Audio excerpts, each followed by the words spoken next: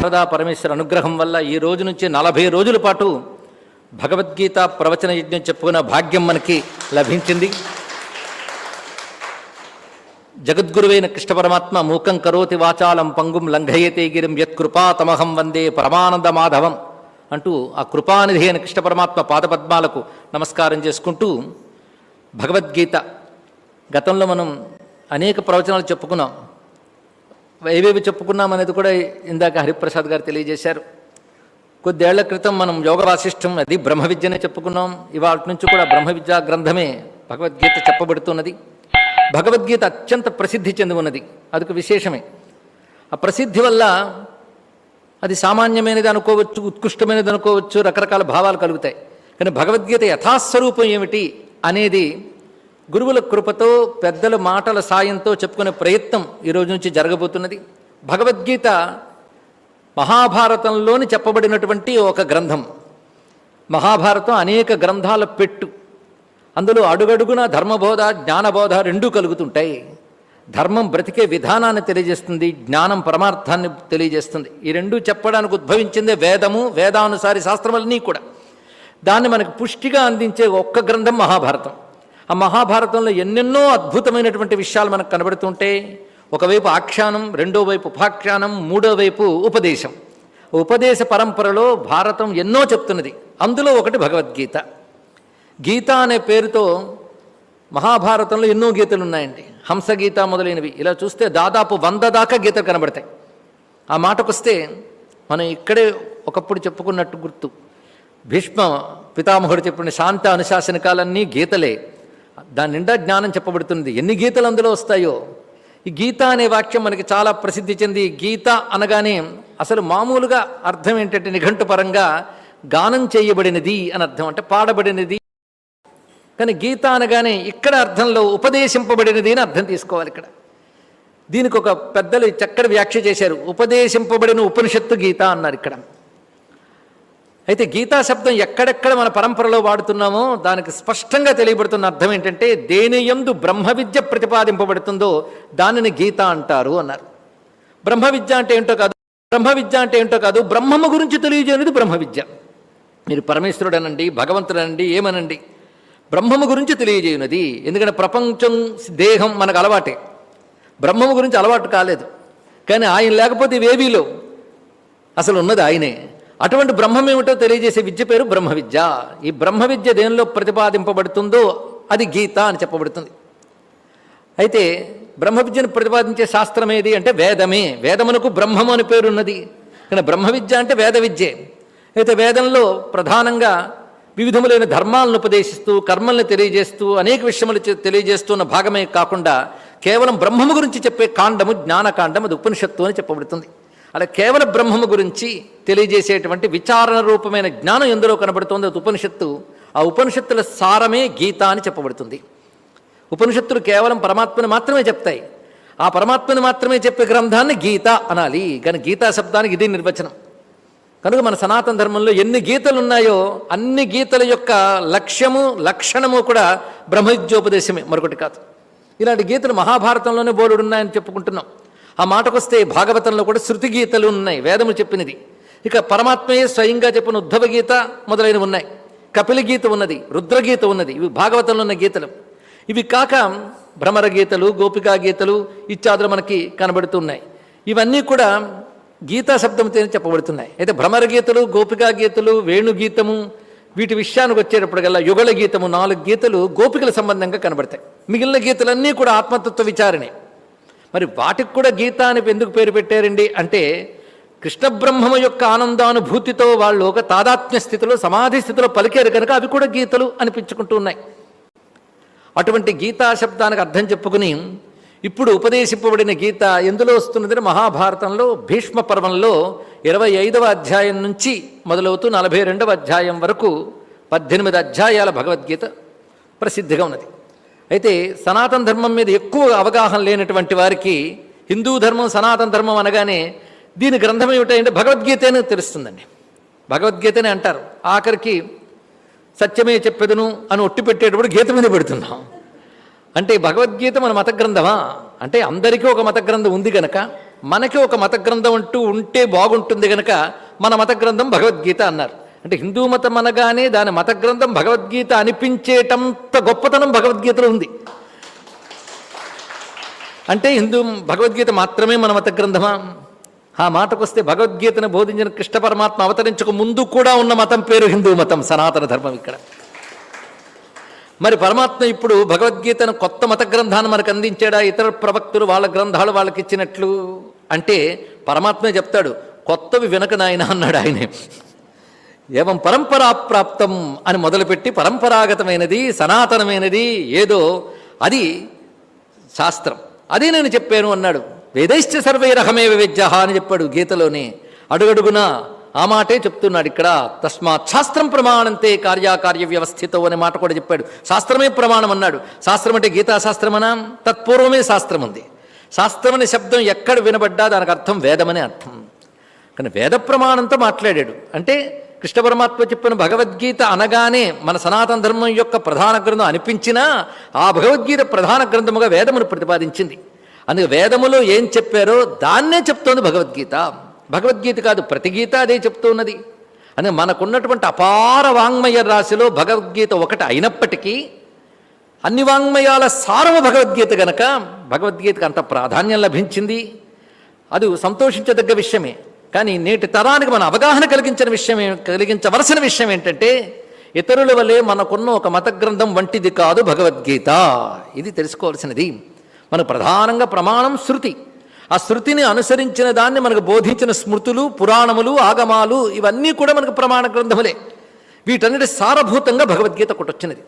అయితే ఇన్ని గ్రంథములు తెలుసుకోగలమా అంటే మరి ఆయువున్నంత కాలం తెలుసుకుంటూనే ఉండాలండి. ప్రతి మానవుడి కర్తవ్యం ఏమిటంటే ముక్తి అవధి, మోక్షం పొందే వరకు కూడా నిరంతరం జ్ఞానాన్ని శ్రవణం చేయాలి, మననం చేయాలి. ఇవాళ విని రేపటి నుంచి మళ్ళీ లోక వ్యవహారం అని కాదు. ఎంతవరకయ్యా ఇవన్నీ అంటే మోక్షం పొందే వరకు, అంతవరకు చేస్తూనే ఉండాలి. మోక్షావధి శ్రవణ మననాలు చేస్తేనే నిధిధ్యాసనం కుదురుతుంది. నిధిధ్యాసనం కుదిరితే ఇంక పర్వాలేదు. కానీ శ్రవణ మననాలు చాలా ప్రధానం. చాలామంది ఎంత విన్నా అక్కడే ఉండిపోయి, ఎందుకంటే శ్రవణం తర్వాత పని జరగడం లేదు కనుక. మననం లేదు, విన్నంత మాత్రాన పుణ్యాలు వచ్చేస్తున్నాయి అనుకుంటే ఎలాగా? పుణ్యం వస్తుంది, పాపం పోతుంది, కానీ ముక్తి రావద్దు, దానికి జ్ఞానం నిలవద్దు. జ్ఞానం నిలవాలంటే శ్రవణం తర్వాత కార్యం మననం జరగాలి. మననం చేసుకోవడానికి ఎన్నెన్నో శాస్త్రాలు మనకు ఉన్నప్పటికీ కూడా అన్ని శాస్త్రాలు తెలుసుకోవచ్చు, తప్పులేదు. కానీ గీతాశాస్త్రం తెలియనప్పుడు ఎన్ని శాస్త్రాలు తెలుసుకున్నప్పటికీ స్పష్టత ఉండదు, పరమార్థం లభించదు. గీతాశాస్త్రం క్షుణ్ణంగా తెలిస్తే ఇంకే ఏ శాస్త్రాలతోనూ అవసరం లేదు. అలాంటి శాస్త్రం అండి. ఏకం శాస్త్రం దేవకీపుత్ర గీతం, ఏకో దేవ దేవకీపుత్ర ఏవా అని తీర్మానించి చెప్పారు. ఇక్కడ ఒకటే శాస్త్రం, దేవకీపుత్రుడి గానం, ఒకడే దేవుడు దేవకీపుత్రుడు అని ప్రతిపాదన చేశారు. అందుకే ఇది ఎవరో భక్తితో గీత గురించి చెప్పారు అనుకుంటే వ్యాసులు వారు గీత చెప్పి అక్కడే చెప్తారు, గీతాశాస్త్రం ఇదం పుణ్యం ఎప్పటే ప్రైతప్పుమాన్ విష్ణోపదమవాప్నోతి భయశోకాదివర్జిత. ఇదేంటండి ఫలశ్రుతితో ప్రారంభించారు అంటే ఆసక్తి పెరుగుతుంది. గీతాశాస్త్రం ఇదం పుణ్యం ఎప్పఠేత్ ప్రయత పుమాన్, ఏకాగ్రచిత్తంతో ఎవడు దీన్ని పఠనం చేస్తాడో వాడు దేన్ని పొందుతాడు? విష్ణోపదమవాప్నోతి, విష్ణుపదాన్ని పొందుతాడయ్యా అన్నాడు. అంటే వైకుంఠానికి వెళతారు అని మనం సగుణంగా అనుకున్నా విష్ణోపదం అంటే తద్విష్ణోపరమం పదం, సర్వవ్యాపకమైన బ్రహ్మమును పొందుతారు అని అర్థం. విష్ణోపదమవాప్నోతి అది పొందాలంటే అజ్ఞానం పోవాలి కదా. అజ్ఞానం పోగొట్టే శక్తి గీతకున్నది. అదేం చేస్తుంది? భయ శోకాది వర్జిత, భయము శోకము మొదలైనవి లేకుండా ముక్తిని పొందుతాడు గీతాశాస్త్ర పఠనం వల్ల. కానీ గీతాశాస్త్ర పఠనము జ్ఞానము భయశోకాలను పోగొట్టి విష్ణు పదాన్ని కలిగిస్తుంది. ఇది ఫలశ్రుతి అండి. ఇక్కడ భయము శోకము ఈ రెండే అవిద్య వల్ల కలిగే భయంకరమైన వికారాలు. ఆ రెండింటిని పోగొట్టేదే భగవద్గీత. తద్వారా లభించేది ఏమిటి? భయశోకాలు పోతే లాభం ఏమిటండి? లాభం తర్వాత సంగతి, ముందు భయశోకాలు పోతే చాలు కదా. భయశోకాలు పోతే విష్ణుపదమవాప్నోతి అంతే. చీకటి పోతే లాభం ఏమిటి? వెలుగే. భయశోకాలు పోతే విష్ణుపదమే అంతే. అది ఇవ్వగలిగే శక్తి గీతకున్నది. అందుకే భగవత్పాదుల వారు అడుగడుగున గీత యొక్క ఆవశ్యకతను మనకు తెలియజేస్తూ భగవద్గీత కించిదధీత గంగాజలలవకణికాపీత సకృదపి ఏన మురారి సమర్చ క్రీతే తస్య యమోపి నచర్చ అన్నారు. ఇక్కడ మోక్షం దాకా ఎందుకయ్యా? నువ్వు తెచ్చుకున్న పాపాలు ముందు పోవాలి. అది పోవాలంటే నేను చిన్న చిన్న చిట్కాలు 3 చెప్తాను. భగవద్గీతను కాస్తైనా అధ్యయనం చేయి, గంగాజలాన్ని కణికనమైన పానం చేయి, ఒక్కసారైనా విష్ణువు నర్చించు, నీ గురించి యముడు చర్చించడు అని చెప్పాడండి ఇక్కడ. అంత విశేషమైనది. కానీ గీతాశాస్త్రం శ్రవణ మాత్రం చేతనే పాప సంహారకం. దాన్ని మననం చేసి నిరంతరం చింతన చేస్తే ముక్తినిస్తుంది. ఇంత మహిమాన్వితమైనది గీత. అందుకే వ్యాస భగవానుడు చెప్తాడు, గీతా సుగీతా కర్తవ్య కిమన్యై శాస్త్ర సంగ్రహై యా స్వయం పద్మనాభస్య ముఖాంభోజాత్ వినిశ్రుత. గీతా సుగీతా కర్తవ్య, గీతనే ఎల్లవేళలా కర్తవ్యముగా గానము చేయి, తెలుసుకో. కిమన్యై శాస్త్ర సంగ్రహై, ఇతర శాస్త్రాన్ని సంగ్రహం చేసుకోవడంతో ప్రయోజనం ఏముంది చెప్పు.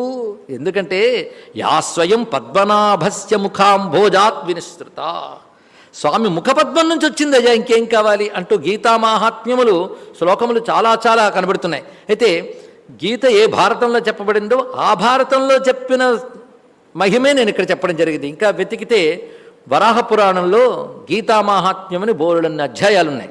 అంటే భారతం రచించిన వ్యాసుడే పురాణాలను కూడా ఏర్పరిచాడనే సంప్రదాయాన్ని మనం విశ్వసిస్తున్నాం కనుక తాను భారతంలో చెప్పిన భగవద్గీత గురించి వరాహస్వామి వరాహ పురాణంలో ప్రస్తావన చేసినటువంటి గీతా మహాత్మ్యంలో తెలియజేశారు. అందులో ఏ అధ్యాయానికి ఏది ఫలమో ఇత్యాదులన్నీ చెప్పబడుతున్నాయి. గీతపై భక్తి కలిగిన వారు గీతను పారాయణ చేసేవారు తెలుసుకుంటూ ఉంటారు. అయితే ఇదే సమయంలో ఒక చిన్న మాట చెప్పిన కథలోకి లేదా విషయంలోకి ప్రవేశిస్తూ ఉన్నాను. భగవద్గీత పఠించి అర్థం చేసుకుంటే పుణ్యమా, పూజించి పారాయణ చేస్తే పుణ్యమా? రెండు చాలా మంచిది. ఇది తెలుసుకోండి. తెలియక చాలామంది పూజ చేసి పారాయణ చేస్తారండి పుస్తకాన్ని అంటే, గ్రంథానికి ఏ శక్తి ఉంటుందో మనకేం తెలుసు. పుస్తకానికో శక్తి ఉంటుంది, అక్షరానికో శక్తి ఉంటుంది. అందుకే పెద్దలు ఏర్పరిచిన ఏ పద్ధతిని పైపైన చూసి తిరస్కరించరాదు. ఇది తెలుసుకోండి ఇక్కడ. ఎందుకంటే ఆ మధ్య ఈ సోషల్ మీడియాలో పెద్ద చర్చ చేశారు. పుస్తకాన్ని పారాయణ చేసి పూజ చేసినంత మాత్రం లాభం లేదండి, అర్థం చేసుకోవాలి అని. ఈ రెండో మాట బాగుంది, కానీ మొదటిది లాభం లేదంటానికి వీడికి అర్హత లేదు. ఎందుకంటే గీతకు మహిమ ఉంది. ఋషులు ఇచ్చిన ప్రతి అక్షరంలో మంత్రశక్తి ఉంటుంది. అని గీతకి నమస్కరించుకున్నా, గీతా గ్రంథమే కృష్ణస్వరూపంగా భావించినా అదొక పుణ్య విశేషంగా సహకరిస్తుంది. అక్కడితో ఆగిపోకుండా గీతను అధ్యయనం చేసి నిరంతరం మననం చేసుకుంటూ తరించాలి. ఇలాగ మనకి మొత్తం శాస్త్రసారాన్ని భగవానుడు ఇచ్చేశాడు. ఎలా ఇచ్చాడంటే సర్వోపనిషదో గావహ, తర్వాత మహానుభావుడు ఆయన దోగ్ధ గోపాలనందన పార్థో వత్స సుధీర్భోక్త దుగ్ధం గీతామృతం మహత్ అని చెప్పారు. ఇక్కడ ఉపనిషత్తులనే గోవుల నుంచి తీసినటువంటి క్షీరంట. అది ఎవడు తీయగలయ్యా? గోపాలకుడు తీయాలి. ఆ గోపాలకుడు ఎవడయ్యా? గోపాలకృష్ణుడు అని చెప్పడంలో ఉపనిషత్ సారం అందులో ఉంది అనే మాట ఇందులో చూపిస్తున్నారు ఇక్కడ. అయితే మొట్టమొదటి దూడ చేపితే గాని పాలు రావు గనక ఉపనిషత్తులని గోవులు అక్కడుంటే, గోపాలకుడు ఆయన అక్కడుంటే, మొదటి దూడ ఎవరయ్యా అంటే అర్జునుట్ట. పార్థోవత్స సుధీర్భోక్త దుగ్ధం గీతామృతం మహత్ అని మనకు పెద్దలు చెప్పిన మాట. దీనిలో సారాంశం ఒకటి, ఉపనిషత్ సారం భగవద్గీత అని చెప్పడం, దాన్ని అందించారు. అటువంటి సర్వోపనిషత్ సారభూతమైనటువంటి భగవద్గీత విషయం వచ్చేటప్పటికల్లా అదొక్కటి ఉంటే చాలు. అది అర్థం చేసుకోవాలని ప్రయత్నిస్తే మనకు అయోమయంలో పెట్టడానికి కావలసిన పుస్తకాలు వచ్చాయి. అదే వచ్చింది బాధ. ఒకటికి తన అర్థం ఏంటంటో తాను రాస్తాడు. ఆ మధ్య ఎప్పుడో దశాబ్దాల క్రితం విశ్వనాథ సత్యనారాయణ గారు ఒక భగవద్గీత ఆవిష్కరణ సభలో చెప్పారు, గీత గురించి మాట్లాడినంత దేని గురించి ఎవరు మాట్లాడరని. అంతే కదా, ప్రతివాడు భగవద్గీత విన్నాడు అంటే వీడికి పుస్తకం రాసేస్తాడు. అలాగే తయారైపోయి మనకి వందలాది పుస్తకాలు తయారైపోయాయి. దానితో అసలు గీత ఏమిటో, కృష్ణుడు ఏం చెప్పాడో మర్చిపోయే పరిస్థితి కూడా ఏర్పడింది. అటువంటి సమయంలో గీతకు వ్యాఖ్యానించాలన్నప్పటికీ కూడా దానికొక సంప్రదాయ నిష్ఠ ఉండాలి, వేదాంత పరిజ్ఞానం ఉండాలి, అనుభవం ఉండాలి. అటువంటి వాడు వ్యాఖ్యానించగలగాలి.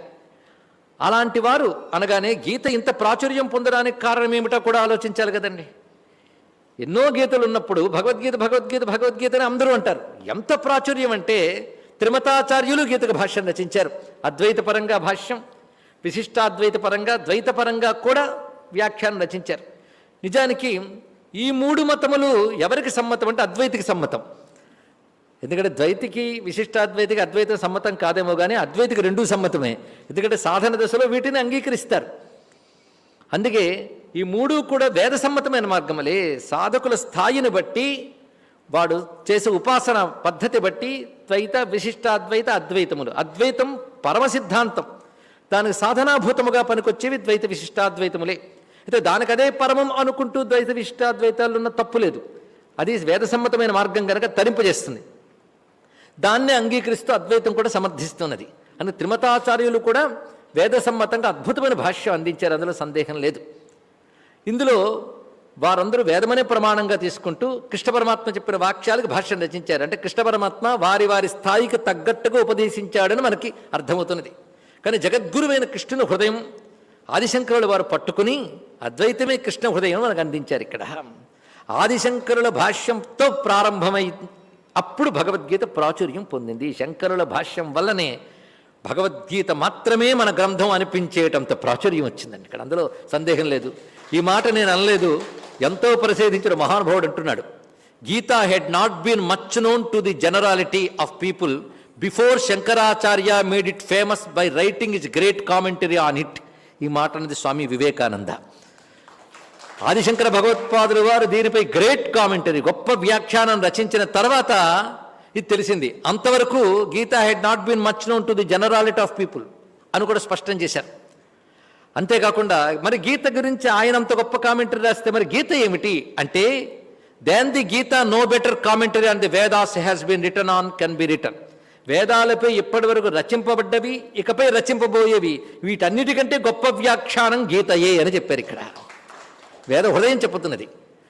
ఇలాగా మహానుభావులందరూ కూడా భగవద్గీత యొక్క ప్రశస్తి చెప్పారు. కానీ శంకరులు భాష్యం రచించిన తర్వాత అనేక మంది వారి వారి అభిరుచికి అనుగుణంగా వేద సమ్మతమైన మార్గంలో, ఎందుకంటే ద్వైత విశిష్టాద్వైతములైనా మనం ఎందుకు గౌరవిస్తున్నామంటే అవి వేదాన్ని గౌరవిస్తూ వేదం ప్రకారంగా చెప్పే గనక వాటిని మనం గౌరవిస్తున్నాం. వీటిని అనుసరించి అనేక రకాల భాష్యాలు ఏర్పడ్డాయి. కొంతమంది ఇప్పుడైతే బ్రహ్మ విద్య అనే గీతను కూడా భౌతిక స్థాయిలో కూడా చెప్తూ ఉన్నారు. పర్సనాలిటీ డెవలప్మెంట్ అని ఇవన్నీ రకరకాల పేర్లు పెట్టి చెప్తున్నారు. మంచిదే గీతా ప్రాచుర్యానికి. ఎందుకంటే ఒక మహానదిలో అన్నీ కలిసి ఉంటాయి. చలమలు మనం తవ్వుకుంటాం, చలమల్లో బోల్డ్ నీళ్లు ఉంటాయి కదా, ఈ చలమల్లో ఉన్న నీళ్ళన్నీ మహానదిలో ఉంటాయి. కనుక మహానదిని పట్టుకుని కూడా చలమల నీళ్ల పరిమితిలో చూసామంటే తప్పు లేదు. కానీ వందలాది చలమలు మహానదిలో ఇమ్మడతాయి, కానీ మహానది చలమలో ఇమ్మడదు. అది తెలుసుకోవాల్సింది ఇక్కడ. అందుకే భగవద్గీత గురించి మనిషికి పనికొచ్చే ప్రతి మాట గీత నుంచి స్వీకరించారు అందరందరూ పెద్దలు. ఆఖరికి దుఃఖంతో కుంగిపోతున్న వాడికి మనోధైర్యం ఇచ్చి పైకి లేపాలంటే గీతావాక్యమే శరణ్యం. బ్రహ్మ విద్య మోక్షం ఇవ్వాలన్నా గీతావాక్యమే శరణ్యం. తప్పుదారి పడేవాడిని పక్కకి లాగి సరైన మార్గంలో నడపాలన్నా గీతయే శరణ్యం. ఇన్ని విధాలుగా గీత మనకి చెప్పబడుతున్నది. అయితే ఈ భగవద్గీత విశేషంగా 18 అధ్యాయాలతో శోభిల్లుతూ ఉన్నటువంటి గ్రంథం కదా. ఇది 18 అధ్యాయాలనే విభాగం మనకి భారతంలోనే కనబడుతున్నది. దాని ప్రకారంగా చెప్పుకుంటున్నాం. అయితే 18 అధ్యాయాల్లో మొదటి అధ్యాయం పేరేమిటి? అర్జున విషాద యోగము. ఇంకొక్కొక్క అధ్యాయానికి ఒక్కొక్క పేరు. సాంఖ్యయోగం, కర్మయోగం, కర్మ సన్యాస యోగం, విజ్ఞాన యోగం, చాలా చాలా మనకి కనబడుతున్నాయి. అయితే ఈ పేర్లు ఎవరు పెట్టారు? మహాభారతంలో అన్నిన్ని అధ్యాయాలు ఉన్నాయి, 18 పర్వాల్లోనూ. ప్రతి అధ్యాయానికి ఏమైనా పేర్లున్నాయా అంటే అధ్యాయంలో చెప్పబడి ఇతివృత్తం మాత్రమే చెప్పారు, కానీ అధ్యాయానికి పేర్లు 18 అధ్యాయాలకు అర్జున విషాదయోగం ఇలాంటి పేర్లు ఎవరు పెట్టారు అంటే వ్యాసుడు పెట్టాడా అనడానికి ఆధారాలు. అయితే మనకు లభిస్తున్న ప్రస్తుత భారత గ్రంథాలన్నింటిలో కూడాను ఆ భారతం చదువుతూ భగవద్గీత చదివేటప్పుడు కింద అర్జున విషాదయోగ, కర్మయోగ ఇత్యాది పేర్లు కనబడవచ్చు. కానీ ఇది వ్యాసుడు పెట్టాడనడానికి ఆధారాల్లో, ఆదిశంకరులు చెప్పాడనడానికి ఆధారాల్లో. కనుక మనం ఇది పెట్టుకుంటే తప్పని మాత్రం చెప్పట్లేదు, కానీ మొదట ఈ పేర్లతోనే భగవద్గీత వచ్చిందని చెప్పడానికి లేదు. ఇది అనేక మంది పండితులు పరిశోధించి చెప్పిన మాట ఇక్కడ మీకు చెప్పడం జరుగుతున్నది. ఇది వ్యక్తి అభిప్రాయం కాదు. అందుకే ఇవి తర్వాత అందులో చెప్పబడ్డ కంటెంట్ దాన్ని అనుసరించి చెప్పబడినటువంటివి పేర్లు తర్వాత పెద్దవాళ్ళు చెప్పారు. కానీ శంకర భగవత్పాదుల వారి భాష్యంలో కూడా ఆయన ఇది చెప్పారనడానికి ఆధారం కనిపించట్లేదు. తర్వాత వారు పెద్దలే గనక పేరు పెట్టారు, అది గ్రహించవచ్చు. అదేవిధంగా భగవద్గీతకి భాష్యం చెప్పేటప్పుడు 3 షట్కములుగా విభజిస్తారు. చాలామందికి తెలుసది. మొదటిది కర్మషట్కం, రెండవది భక్తి షట్కం, మూడవది జ్ఞాన షట్కం అని 3 విభాగాలు. ఇది కూడా వ్యాసుడు చేయలేదు, శంకరాచార్య చేయలేదు. ఇవన్నీ కూడా మనకి మరింత సులభతరంగా అర్థం కావాలని చెప్పి పెద్దలు చేశారు. ఇన్ని విభాగాలు ప్రక్రియ సౌలభ్యం కోసం మనకు పెద్దలు చేస్తే ఇది మనకు సౌలభ్యం కలిగించడం కాక అయోమయాన్ని కూడా కలిగిస్తున్నది ఇక్కడ. అందుకే ఇక్కడ మనం గమనించవలసింది కర్మ గురించి 6, భక్తి గురించి 6, జ్ఞానం గురించి 6. కనుక కర్మ, భక్తి, జ్ఞానం 3 గురించి చెప్పింది అని కృష్ణుడు చెప్పాడు అనుకోవడానికి లేదు ఇక్కడ. ఇందులో విషయములు మనం జాగ్రత్తగా గ్రహిస్తే ఏ అధ్యాయానికి ఆ అధ్యాయమే పరిపూర్ణము. ఇది బాగా తెలుసుకోవాల్సింది. ఏ అధ్యాయానికి ఆ అధ్యాయమే పరిపూర్ణం. పైగా ఒక అధ్యాయంలో విన్నది మరొక అధ్యాయం వల్ల మరింత స్పష్టమై బలపడుతూ ఉంటుంది. పైగా ప్రధానంగా సనాతన ధర్మం అనగా వేద ధర్మం జీవుడు తరించడానికి వాడుకున్న స్థాయి బట్టి, జీవలక్షణాన్ని బట్టి ఎన్ని విధాలుగా చెప్పబడినదో అన్ని విధాలని సమన్వయించినటువంటి గ్రంథం భగవద్గీత. ఇక్కడ అన్నిటి సమన్వయిస్తుంది భగవద్గీత. అందుకే సామరస్యానికి, సమన్వయానికి భగవద్గీతకు మించిన గ్రంథం లేదండి ఇక్కడ. ఇది ఈ సమన్వయం ఎలా ఉంటుందంటే, వేదం నుంచి జనించినటువంటి ధర్మములు అంటే ఉపాసనలు, కర్మలు, జ్ఞానము, వీటన్నిటి సమన్వయిస్తుంది భగవద్గీత. వేటి ప్రయోజనం వాటికి ఉన్నది, దేనికి ఎంత మేరకు ప్రయోజనం ఉందో తెలుసుకుంటూ కర్మల ద్వారా నువ్వు క్రమంగా ఈశ్వరార్పణ బుద్ధితో చేసి చిత్తశుద్ధిని పొందు, ఉపాసన ద్వారా ఈశ్వరానుగ్రహం పొందు, ఈ రెండిటితో నువ్వేంటో తెలుసుకో, ముక్తిని పొందు అని గీత సారాంశం దీన్ని బోధిస్తుంది. అందుకే గీత సనాతన ధర్మాచరణ అన్ని సంప్రదాయాల వాళ్ళు కూడాను స్వీకరిస్తున్నారు. ఆఖరికి శైవ వైష్ణవాది భేదములు కూడా విడిచిపెట్టి భగవద్గీతను శిరస్సును పెట్టుకుంటున్నారండి. ఇక్కడ కృష్ణుడు చెప్పాడు కనుక ఇది కేవలం విష్ణు సంబంధమైనదే అని అనుకోవడానికి లేదు. ఎందుకంటే వేదాంతాలను గౌరవించేదే శైవాది మతములు కూడా, వాళ్ళకు కూడా భగవద్గీత ప్రమాణం. ఎందుకంటే శివగీత, గణేశ గీత, దేవీ గీత ఇవి కూడా వ్యాసుడు పురాణాల్లో రచించినవే. అవి ఆయన రచించాడని నమ్మే సంప్రదాయానికి చెందిన వాళ్ళమే మనం. అందుకే వాటి గీతలు వాటుకున్నాయి, వీటి గీతలు పెట్టుకున్నాయి, కానీ అన్ని గీతల పరమార్థం మాత్రం ఒక్కటే. కానీ భగవద్గీతలో ప్రత్యేకత ఏమిటి అంటే, ఇది పరమాత్మతత్వాన్ని ప్రతిపాదన చేస్తుంది. కనుక పరమాత్మని శివుడను ఉపాసించే శైవ సంప్రదాయం వాళ్ళకి ఇదే ప్రమాణం, ప్రతి వారికి ఇదే ప్రమాణం. అందుకే భగవద్గీత మొత్తాన్ని శివపరంగా వ్యాఖ్యానించిన మహావ్యాఖ్యాతులు ఉన్నారండి. అది సంస్కృత వ్యాఖ్యానం, చాలా విస్తారమైన వ్యాఖ్యానాలు ఉన్నాయి. ఇందులో ప్రధానమైనటువంటి వారు శ్రీకంఠాచార్యులు వారు. ఆయన భగవద్గీత అంతా శివుడు పరంగా వ్యాఖ్యానించారు. దానికి ఆయన శృతి ప్రమాణములే తీసుకున్నారు. వేద ప్రమాణాలు, ఆగమ ప్రమాణాలు, పురాణ ప్రమాణాలతో ఆయన భగవద్గీత మొత్తం శివప్రాధాన్యంగా, శివపారమ్యంగా చెప్పాడు ఆయన. కృష్ణ పరమాత్మ కూడా తమ్, ఆ పరమాత్మను ఆశ్రయించు ఒక్కొక్కప్పుడు ఆయన ప్రథమ పురుషులో చెప్తూ ఉంటాడు. అది వాళ్ళకి సౌలభ్యంగా దొరికింది. కానీ అహం ఈశ్వర అని చెప్పినటువంటి వాక్యములు ఉన్న ఉత్తమ పురుషులు ఏదేమైనప్పటికీ వారు చక్కగా శివపరంగా వ్యాఖ్యానించారు శ్రీకంఠాచార్యులు వారు. అలా కాశ్మీర మహాపండితుడు, శైవ పండితుడు అభినవ గుప్తాచార్యులు వారు. ఈయన సామాన్యుడు కాడు. ఈయన భరతుడి నాట్యశాస్త్రానికే భాష్యం రచించిన మహానుభావుడు, గొప్ప పండితుడు. భారతదేశం గర్వించదగ్గ మహాకవుల్లో, పండితుల్లో, తత్వవేత్తల్లో ఒకడు అభినవ గుప్తాచార్యులు. ఆయన కూడా మొత్తం భగవద్గీతకి శివపరంగానే వ్యాఖ్యానం చేశారు. ఇలా మనకు అనేకం కనబడుతూ ఉంటాయి. ఇది సనాతన ధర్మం గురించి అవగాహన కలిగిన వారికి వేటి మీద కూడా విభిన్న అభిప్రాయాలు ఏర్పడవు. వాటన్నిటి సమన్వయించగలిగే శక్తి భగవద్గీతకున్నది. అందుకే అరబిందో ఒక మాట అంటారు, భగవద్గీత ఎలాంటి గ్రంథం అంటే దానిపై 100 వ్యాఖ్యానాలు రాసిన మరో 100 వ్యాఖ్యానాలు కూడా చేయగలిగే శక్తి కలిగినటువంటి గ్రంథము అని తెలియజేశారు. విదేశస్థులు కూడా భగవద్గీత గురించి ఏది మనోవికారాలు లేకుండా నిర్మల హృదయంతో చదివిన విదేశస్థులు అనేక మంది. వాళ్ళు ఏవి చెప్పారు అంటే 9 రోజులు వాళ్ళు చెప్పిన పేర్లు చెప్పడానికి అయిపోతుంది. వాళ్ళు అలాగే భగవద్గీతను ఎంత కీర్తించారంటే, వాళ్ళు వాళ్ళ మత గ్రంథాలను చదివారు, కానీ ఇంత నిర్మలమై సర్వవ్యాపకమై విశ్వజనీయమైన సత్యాన్ని చెప్పిన గ్రంథం భూమి మీద మరొకట్లేదని చెప్పారండి. అది భగవద్గీత యొక్క గొప్పతనం. అలాంటి భగవద్గీతని మన వారసత్వ సంపదగా, ఋషుల సంపదగా పొందిన హిందూ ధర్మంలో పుట్టడం మనం చేసుకున్నటువంటి అదృష్టం. భగవద్గీత క్షుణ్ణంగా చదవగలిగితే వాడు ప్రపంచంలో సామరస్యాన్ని నిలబెట్టగలడు, ఎవరి మానాన వాళ్ళ బతకనివ్వగలడు, తాను బతకగలడు. ఇది తెలుసుకోండి ఇక్కడ. అంతేగాని ఇంకోటిని అవమానించడం, నిందించడం, మార్చడం, పరిమార్చడం ఇలాంటి పనులు చేయరండి. భగవద్గీతలో విశేషం అది. అందుకే ఇతరుల గ్రంథాలు చదివి ప్రపంచాన్ని భయభ్రాంతం చేసి, వంచనలు చేసి, మార్పుళ్ళు చేసే వాళ్ళు తయారవుతారేమో కానీ భగవద్గీతను చదివిన వాడు శాంతి కాముకుడై అందరినీ తనలో పొదువుకోగలిగే విశాల హృదయం కలిగిన వాడు అవుతాడు. అది భగవద్గీత కలిగించే మొదటి సంస్కారం. అటువంటి సామరస్యాన్ని ఏర్పరుస్తుంది. భగవానుడే చెప్పాడు, ఏ యథా మాం ప్రపద్యంతే తాం తథైవ భజామ్యం. ఎవరు ఎలా నన్ను ఉపాసిస్తే వాళ్ళని అలా అనుగ్రహిస్తారని చెప్పాడు. ఇంతకంటే గొప్ప విషయం ఏముంది ఇక్కడ? అది పట్టుకుని మనకు సర్వదేవ నమస్కార కేశవం ప్రతిగచ్చతి, సర్వదేవ నమస్కార శంకరం ప్రతిగచ్చతి అని ఒక సమన్వయ మహాసూత్రం భగవద్గీతలోంచి మనకు లభించింది. అంతేకాదు, నీ ధర్మం తక్కువది, ఇతరుల ధర్మం ఎక్కువది అనుకోకు. నీకంటూ విద్యుక్తమైనటువంటిది ఏదైతే నీకు ధర్మంగా లభించిందో దానిని ప్రేమించు, దాన్ని ఆచరించు, అది నీకు సద్గతినిస్తుంది అని చెప్పడంలో ఏ ఒక్కడు తక్కువ వాడు కాడు, ఏ ఒక్క పని తక్కువ పని కాదు. నీ పని నువ్వు శ్రద్ధగా నాకు అర్పణంగా చేస్తే నీ ముక్తినిస్తానని అద్భుతంగా చెప్పినటువంటి గ్రంథం భగవద్గీత అండి. ఇక్కడ ఇంతకంటే ఇంకేం కావాలంటే ముందు బేసిక్గా వినగానే కలిగేటువంటి ఒక మహా సందేశాలు ఈ రెండు, ఇంకేం కావాలి? అందుకే మహానుభావుడు ఒక మాట చెప్తాడు స్వామి వివేకానంద భగవద్గీత గొప్ప సందేశం గురించి. The reconciliation of the different parts of dharma and the work without desire or attachment, these are the two special characteristics of Gita అన్నాడు. భగవద్గీత యొక్క రెండు ప్రధాన లక్షణాలు ఏంటి అంటే, ధర్మం యొక్క అనేక మార్గాల్ని సమన్వయించడం ఒకటి, సంకల్పము అదేవిధంగా అంటుకోవడము లేకుండా కర్మని ఆచరించడం అనేది. ఈ రెండు భగవద్గీత చూపించే ప్రధాన ఉపదేశాలను రెండు వాక్యాల్లో చెప్పాడు మహానుభావుడైన స్వామి వివేకానంద. గీతను అర్థం చేసుకున్న వాళ్ళల్లో ఆయన ఒకడు. ఈ విధంగా భగవద్గీత యొక్క ప్రశస్తి అనేక రకాలుగా చెప్పబడుతుంది. అయితే ఇందులో యోగాలకు పేర్లు తర్వాత వచ్చాయని మీరు చెప్పారు నిజమేనా అంటే దానికి అనేక ఉదాహరణలు చూపించవచ్చు. ఉదాహరణకి ధ్యాన యోగం అని ఒకటి ఉంది, దానికే అభ్యాస యోగ అన్నారు శంకరాచార్యులు వారు. అభ్యాస యోగం అనే మాట కృష్ణుడి వాడు అభ్యాస యోగయుక్తేనా అన్నాడు ఇక్కడ. అదే అభ్యాస యోగ అని శంకరాచార్యులు ధ్యాన యోగానికి పేరు పెట్టారు. రామానుజాచార్యులు వారు యోగాభ్యాస యోగ అని పేరు పెట్టారు. అంటే ఆ అధ్యాయానికి రెండు పేర్లు ఉన్నాయి అంటే మనకు తెలుస్తున్నది వీటికి నిర్దిష్టంగా యోగం అనే పేరు ముందు నుంచి లేదు అని. ఇక 8వ అధ్యాయానికి ఎన్ని పేర్లు ఉన్నాయో చూడండి.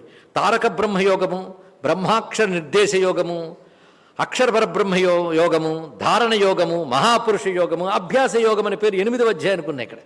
అంటే యోగ అనే పేర్లు తర్వాత వచ్చినవి అని అయినప్పటికీ కూడా మనకు స్వీకార్యమలే విషయం అర్థం చేసుకోవడానికి గాను. ఇలాంటి భగవద్గీతలో మొదటి యోగం ఏంటి? అర్జున విషాద యోగం. విషాదం యోగం అవుతుందా? ఇది పెద్ద ప్రశ్న. అసలు అర్జున విషాద యోగంలో భగవద్గీత ఎక్కడుంది? మొదటి నుంచి మీరు పరిశీలిస్తే కృష్ణుడి మాట గీత అయితే ఒక్క మాట లేదు కృష్ణుడిది అందులో. ఆయన పదంలో రథం తీసుకొచ్చి మధ్య నిలబెట్టాడంతే, ఇంకో పని లేదంతే. ఆయన మాట మొదలవుతుంది 2వ అధ్యాయంలో, సరిగ్గా 11వ శ్లోకం దగ్గర మొదలవుతుంది ఆయన ఉపదేశం. అందుకే ఆదిశంకర భగవత్పాల వారు అక్కడి నుంచే భాష్యం రచించారు. అది మరి మొదటి అధ్యాయం తీసుకోకూడదా? ఆయన కూడా మొదటి అధ్యాయం గురించి ఏమీ తీసిపారేలేదు. ఉపోద్ఘాతంగా రచించి మొదటి అధ్యాయం యథాతథంగా అర్థసహితం గ్రహించాలి. కానీ అసలు స్వామి ఉపదేశం అక్కడి నుంచి. కానీ ఉపదేశానికి ఉపోద్ఘాతం విషాదయోగం. ఏమైనా విషాదయోగం తర్వాత ఎవరి పేరు పెట్టినప్పటికీ కూడా అర్జునుడి విషాదం ఎలాంటిది అది తెలుసుకోవాలి కదా. అసలు ప్రారంభం శ్లోకం ఏంటంటే ధృతరాష్ట్రవాచ. అసలు ధృతరాష్ట్రుడు అంటే ఎవరు? ఒక విధంగా ఆలోచిస్తే మహాభారతంలో ప్రతినాయకుడు, అంటే మొత్తం రాక్షస సమూహానికి తండ్రి వంటివాడు. అంతేగా దుర్యోధనాథుడికి తండ్రి అంటే అవిద్యారూప అజ్ఞాన వృత్తులన్నిటికీ మూలపురుషుడు.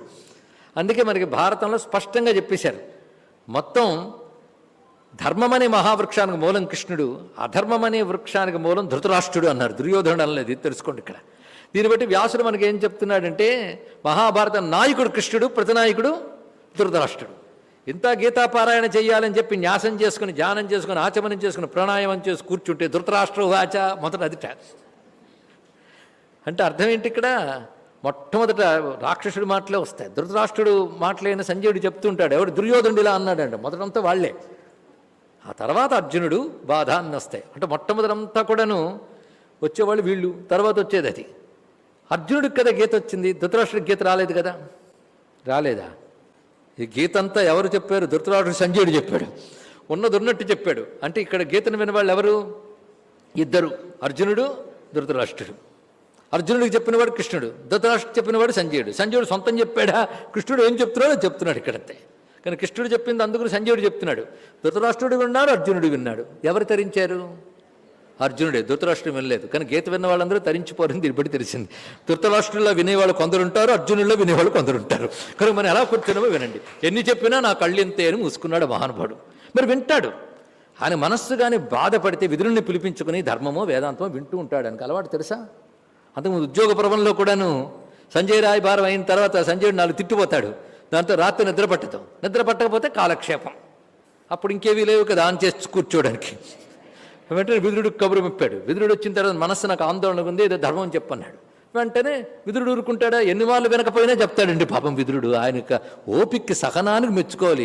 ఎన్ని చెప్పినా వీళ్ళు ఇంతే అని వైరాగ్యం పుట్టలేదు మహానుభావుడికి. చెప్పాడు. విదురునీతి అయ్యింది. నాకు వేదాంతం వినాలనిపించింది అన్నాడు. వెంటనే సనస్సుజాతుని పిలిపించాడు, వేదాంతం కూడా చెప్పించాడు. అప్పుడు విన్నాడు ఆయన. విన్నాకేమైంది? మళ్ళీ యథాప్రకారమే. అది కొందరు వింటూ ఉంటారు అంతే పాపం. విన్నప్పుడు భలే వింటాడు, కళ్ళు కనబడకుండా ఎక్స్ప్రెషన్ లేదు, కానీ ఆహా ఓహో అని ఉంటాడేమో, లేకపోతే విదురుడు మాత్రం కంటిన్యూ చేస్తాడా? ఎన్ని మార్లు విన్నాడండి, అందరి దగ్గర విన్నాడో, సామాన్యం కాదు ఇక్కడ. ఇప్పుడు మరి సంజయుడు చెప్తున్నాడు, కానీ విన్నాడు. వాడి ఉద్దేశం అంతా కూడా తన వాళ్ళు ఎవరు, దుర్యోధనాదులు అలా ఉన్నారు, ఇదే వాడి గోలంతా కూడా. అర్జునుడిది వేరు కనుక ఇందులో విషాదం వాడికి ఉంది, వీడికి ఉంది. ధృతరాష్ట్రుడి విషాదం అంతా నా వాళ్ళు ఏమైపోతారో అని భయం, ఈయనకేంటి అయ్యో నా వాళ్ళని చంపేస్తే తప్పు కదా అని భయం. ఇద్దరికి నా వాళ్ళు అనేది ఉంది. ఇందులో మీరు గమనించవలసింది మామకాహ. కానీ తేడా ఎక్కడేంటి అంటే పరమాత్మని శరణు వేడి తాను ఒక నిశ్చయానికి వచ్చినట్టు కనబడినా అందులో అయోమయం ఉందేమో అని తెలుసుకుని అయోమయం ఉందని నిశ్చయించుకుని పరమాత్మని శరణవేడు గురుభావంతో విన్నాడు కనుక ఆయన తరించాడు. కేవలం యుద్ధ విషయ జ్ఞానంకై కూర్చున్నాడు కనుక ధృతరాష్ట్రుడు ధరించలేదు. పైగా భారతంలో పాత్రని జరిగినవే, సందేహం లేదు. కానీ గట్టిగా మనం ఇప్పుడు అన్వయించుకుంటే ధృతరాష్ట్రుడు ఏం పేరండి ఇక్కడ. సంజయుడు గొప్ప యోగ్యుడు, ఆయన చెప్పడానికి యోగ్యమైన వాడు, అందులో సందేహం లేదు. ఆయన గొప్ప వివేకి, శాస్త్రం తెలిసినవాడు, కృష్ణ భక్తుడు కనుక చెప్పే వక్త ఎవడు అక్కడ, వాళ్ళిద్దరిలో సంజయుడు. సంజయుడు అంటే సమ్యక్ జయ, సంపూర్ణంగా ఇంద్రియజయం కలిగినవాడు, మంచి గురువు. వీడెవడు ధృతరాష్ట్రుడు అంటే రాష్ట్రం పట్టుకు వేలాడువాడు అని అర్థం. అంటే నా రాజ్యం నా రాజ్యం నా రాజ్యం అని పట్టుకు వేలాడువాడు అని అర్థం. ఇక్కడ రాష్ట్రం అంటే ఎన్ని సమూహాలండి, ఒకటా రెండా? నేను నావి, నావి అన్నాం కానీ నాది అనలేదు. నేనొక్కడే, నావి ఎక్కువ. ఇవన్నీ పట్టుకుని వీటి మీదే నా అధికారం ఉంది అనే భావంతో ఎవడుంటాడో ధృతరాష్ట్ర అంటే దేహాభిమానం బాగా కలిగిన వాడు వాడు ధృతరాష్ట్రుడు. వాడికి సంజయుడు చెప్పినా మరో జయుడు చెప్పినా ఎక్కదు, తెలుసుకోండి ఇక్కడ. అందుకు ధృతరాష్ట్రుడు ఎక్కడ. ఈయనెవడు? అర్జునుడు. ఆ పాత్రలు ఎంత గొప్పగా ఉన్నాయో. అర్జున ఆ పేరు ఎందుకు వచ్చింది? అర్జునుడే చెప్పాడు ఆ పేరు ఎందుకు వచ్చింది విరాట పర్వంలో. నేను ఎప్పుడు తెల్లని పనులు చేస్తాను కనుక నాకు అర్జునుడిని పేరు వచ్చింది అన్నాడు. తెల్లని పనులుట అంటే ఎప్పుడు వైట్ అండ్ వైట్ వేసుకుని పనులు చేస్తుంటాడని అర్థమా? తెల్లని పనులు అంటే దేనిలో రజోగుణ తమోగుణ దూష్యంతము కానీ కేవలం సత్వగుణంతో కూడిన ధర్మ ఆచరణ ఉంటుందో అది తెల్లదనము, అది శుద్ధ సత్వము. సత్వధర్మము అనగానే శాస్త్రధర్మము. శాస్త్రధర్మాన్ని నిర్మలమైన హృదయంతో ఆచరిస్తాడు కనుక ఆయన పేరు అర్జునుట. కనుక ఉత్తమ శ్రోత ఎవడైతే సత్వగుణం కలిగిన వాడో, సత్వగుణానికి తెలుపుని అర్థం. అర్జున అంటే తెల్లనివాడు అని అర్థం. అందుకే సత్వగుణం కలిగిన వాడై ధర్మాచరణ కలిగిన వాడి నిర్మలమైన ధర్మాచరణ ఎవడు చేస్తాడో వాడు మాత్రం ఉత్తమ శిష్యుడు. అంతేగాని ఇది నా రాష్ట్రం అని పట్టుకుని ధృతరాష్ట్రుడు ఉన్నాడే వాడంతా ఉత్తముడు కాడు, ఇది తెలుసుకోవాలి. కానీ ముందు వాళ్ళతో ఎందుకు ప్రారంభించారండి అంటే వెలుగు కావాలని ఎప్పుడు అనిపిస్తుందండి? చీకటి ఉంటే. కానీ మొదట ఏముంది? చీకటి. అందుకే మొదట ధృతరాష్ట్రుడు ఉంటాడు, తెలుసుకోండి. అసలు గుణాలు, అసలుకు పేరుంది, మీరు విన్నారో లేదో. దేవతలకు అన్నలుట వాళ్ళకు పూర్వజులు, దేవపూర్వజులు. దేవతలకు అన్నలు అన్నారు ఇక్కడ. దేవతలకు ముందే ఉన్నట్టు రాక్షసులు. ఇదేమిటండి అంటే దాన్ని నీలకంఠ దీక్షితుల వారు భారతానికి భాష్యం రచిస్తూ గొప్ప మాట అంటాడు. దేవతలకు ముందే రాక్షసులు ఉన్నారని చెప్పడంలో ఉద్దేశం ఏంటంటే జీవుడు అనేక జన్మలు అవిద్య వల్ల ఎత్తుతాడు, కానీ అవిద్యారూపమైన వృత్తులు వాళ్ళు ఉంటాయి. అవిద్యారూపమైన వృత్తులకే రాక్షసుల పేర్లు, అవి ముందుంటాయి. ఇవి తొలగించుకుని దైవీ గుణాలు పెంపొందించుకోవాలి. కానీ మొదటి వాళ్ళు ఉన్నవాళ్ళు ఎవరు? ఆసురీ గుణాలేగా. అందుకే ఆసురీ గుణాలే రాక్షసులు. అందుకే వాళ్ళు మొదట పుట్టినటువంటి వారు అని చెప్పడంలో ఉద్దేశం ఇదయ్యా అన్నారు ఇక్కడ. మొదట పుట్టిన వాళ్ళని అలా పెంచుకుంటూ వెళ్ళిపోకుండా తర్వాత రావాల్సిన వాళ్ళని తెచ్చుకోవాలి ఇక్కడ. కానీ గీతని మొదటి అధ్యాయం అర్థం చేసుకోవాలి అంటే 16వ అధ్యాయం పరిశీలించాలి. నేను మొదట చెప్తున్నానా వెనక చెప్తున్నానా కాదు, ఇక్కడ ఒకదానికోటి ఎలా లంకి ఉంటాయో చూడాలి. 16వ అధ్యాయం ఏంటంటే దైవాసుర సంపద్ విభాగ యోగం. ఇది అసురులు, ఇది దేవతలు అని చెప్తాడు. ఇందులో దేవతలు దైవీ గుణములు నువ్వు పెంచుకో. ఎందుకు పెంచుకోవాలి? మోక్షం కావాలంటే. ఒకటే మాట. దైవీ గుణాలు ఎందుకండి? మోక్షం కావాలంటే. లేదు ఆసురీ గుణాలతో ఉంటాను, పర్వాలేదు, కొన్ని జన్మలు ఇంకా పడుతుంది అన్నాడు ఇక్కడ. జన్మ పరంపరల్లో కొట్టుకుపోవడానికి, అజ్ఞానంలో పడిపోవడానికి ఆసురీ గుణాలు, మోక్షం పొందాలంటే దైవీ గుణాలు. కానీ దైవీ సంపద్ విమోక్షాయ నిబద్ధాయ ఆసురీమత. అక్కడ దైవీ గుణాలు ఏమిటో ఆసురీ గుణాలు ఏమిటో చెప్పాడు. ఇక్కడ మొట్టమొదటి ఆసురీ గుణ సైన్యములు దైవీ గుణ సైన్యములు వర్ణిస్తాడు. ఇది దీనికి దానికి ఉన్నటువంటి అనుబంధం మనం తెలుసుకోవడానికి పనికొస్తుంది. అందుకే దీనిలో ఏమీ గీతోపదేశమే లేనప్పుడు ఇది ఎందుకయ్యా అంటే ఉపోద్ఘాతంగా చదువుకోవాలయ్యా, కథ తెలియాలిగా, సందర్భం తెలియాలిగా, అందుకు చదువుకోవాలి. పారాయణ ఇక్కడి నుంచే చేయాలి, పెద్దలు ఊరికే నిర్దేశించారా? దీన్ని ఈ విధంగా నువ్వు గ్రహించే ప్రయత్నం చేయు అని తెలియజేస్తున్నారు. అయితే అసలు ఇవన్నీ ప్రారంభించే ముందు భగవద్గీత ఏం చెప్తోంది, ఎందుకు వచ్చింది, ఎవరు చెప్పారు అనేది గ్రహించడం చాలా ప్రధానం. ఇవాళ ప్రథమ దివసానికే సభ నిండుగా ఉన్నారు, నాకు చాలా సంతోషం. అనేక మంది దూరవీక్షణం ద్వారా అంతర్జాలం ద్వారా దర్శిస్తూ ఉన్నారు. అందరికీ కృష్ణానుగ్రహం లభించుగాక అని నమస్కారం చేసుకుంటూ, ఇది చాలా ప్రధానమైనటువంటిది ఉపోద్ఘాతం. భగవద్గీత ఎందుకు వచ్చింది, ఎవరి వల్ల వచ్చింది, అది ఏం చెప్తోంది, ఇది తెలుసుకోవాల్సినది ప్రధానం. అందరికీ తెలుసు, అర్జునుడు శోకమోహాలకు లోనయ్యాడు గనక ఆయనకు పరమాత్మ జ్ఞానాన్ని ఇచ్చాడు. ఇది సందర్భం అందరికీ తెలుసు. కానీ శోకమోహాలకు లోనైన వాళ్ళందరికీ కూడా దాని నుంచి బయట పెట్టడానికి పనికొస్తుంది గీతోపదేశం. స్పష్టమైపోయింది. కానీ గీత యొక్క ప్రయోజనం ఏమిటి అంటే చివరి వాక్యం 18వ అధ్యాయంలో స్వామి చెప్తున్నాడు, కచ్చిద్ అజ్ఞాన సమ్మోహ ప్రణష్టస్తే ధనంజయ. అజ్ఞానం వల్ల కలిగిన సమ్మోహం, పూర్తి మోహం, అది పోయిందా నీకు అని అడిగాడండి ఇక్కడ. అంటే గీతంతా చెప్పిన చివరికి అడిగింది అది.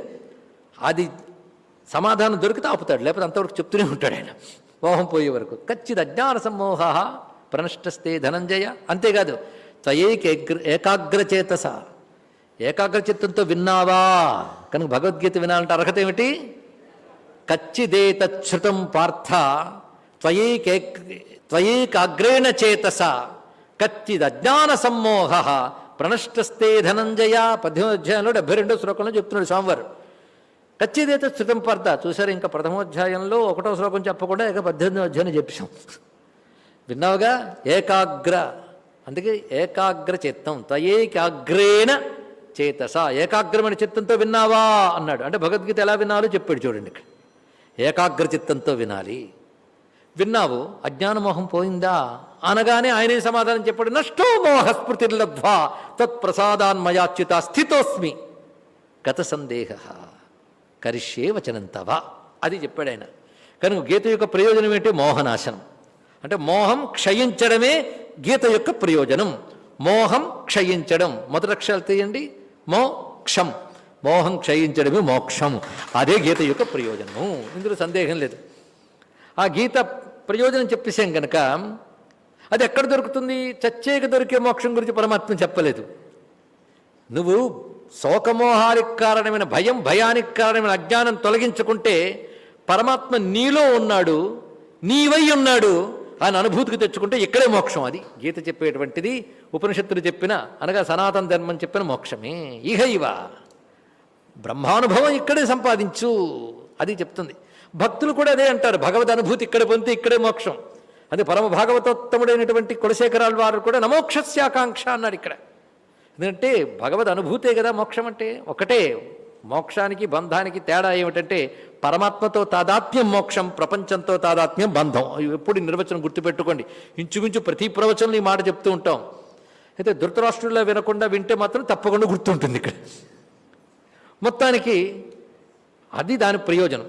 అయితే అద్భుతమైన ఉపోద్ఘాతం అందించుతూ గీత యొక్క ప్రయోజనాన్ని చెప్పినటువంటి భగవత్పాదుల వారి పాదపద్మాలకు నమస్కారం చేసుకుందాం. ఎందుకంటే ఇక్కడ శాస్త్రసమ్మతమైన ప్రతి వ్యాఖ్యాత యొక్క మంచి మాటని తీసుకుని చెప్పడానికే ప్రయత్నం చేస్తున్నాం. ఇక్కడ అల్పజ్ఞత ఉన్నప్పటికీ సాహసించి ఇక్కడ కూర్చోడానికి కారణం ఏమిటంటే గురువుల కటాక్షం ఉందనే ధైర్యం, కృష్ణ పరమాత్మ అపార కారుణ్యం మీద నమ్మకం. దానితో కూర్చున్నాం తప్ప చెప్పగలిగే విషయం కాదు.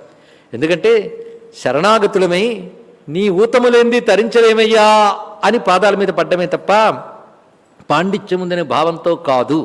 అదేది లేదని తెలుసుకునే పరమాత్మను ఆశ్రయించి ఇక్కడ చెప్పుకుంటూ ఉన్నాం. అయితే పెద్దల మాటల ఊతం ఉన్నది.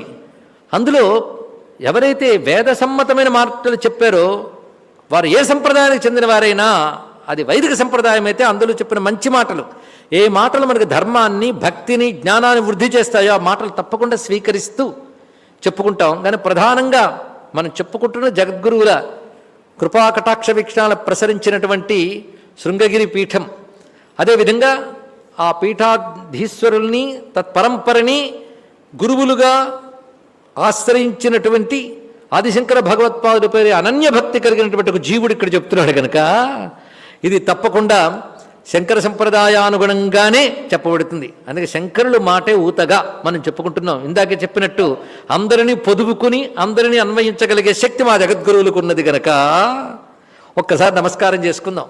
ఎందుకంటే సనాతన ధర్మం ఏమిటో అస్పష్టమైన ధోరణిలో దాన్నంతా స్పష్టం చేసి సమీక్షపరిచిన ఆదిశంకరులే మన గురువని నిన్న మొన్న ప్రధానంగా కేదారనాథం దగ్గర ప్రతిష్ఠితుడై భారతదేశానికి అంతటికీ ప్రకాశిస్తూ ఉన్నాడు కనుక ఆ జగద్గురుకు ఒక్కసారి నమస్కారం చేసుకుంటూ ఆయన గీతకు భాష్యం రచిస్తూ గొప్ప శ్లోకాన్ని ఇచ్చారండి.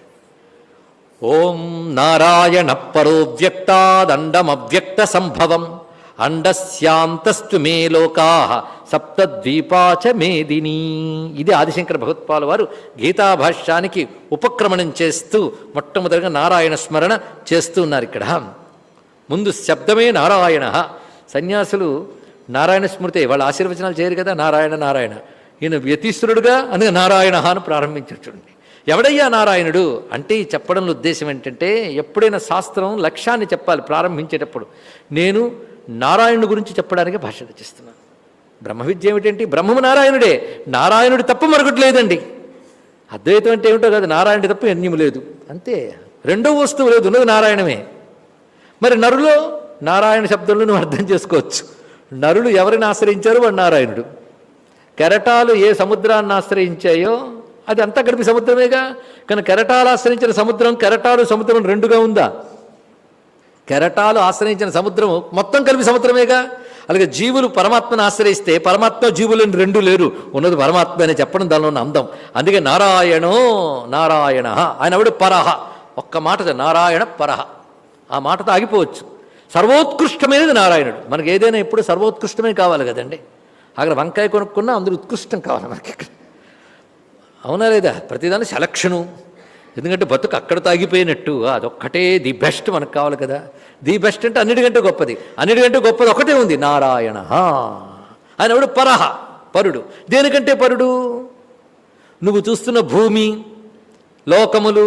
భూమి నువ్వున్నది, ఇలాంటి లోకాలు ఎన్నో ఉన్నాయి. కొన్ని ఒప్పుకుంటావు, కొన్ని ఒప్పుకోగానే ఉన్నాయి ఆ లోకములు. ఈ లోకములన్నీ దేని నుంచి వచ్చాయి? ప్రకృతి నుంచి వచ్చాయి. ప్రకృతికి మరొక పేరు ఏమిటి? అవ్యక్తం. కానీ అవ్యక్తం నుంచి అండము, ఆ అండము నుంచి నువ్వు అనుకున్న భూమి, ఆకాశం ఇత్యాదులన్నీ కలిగాయి.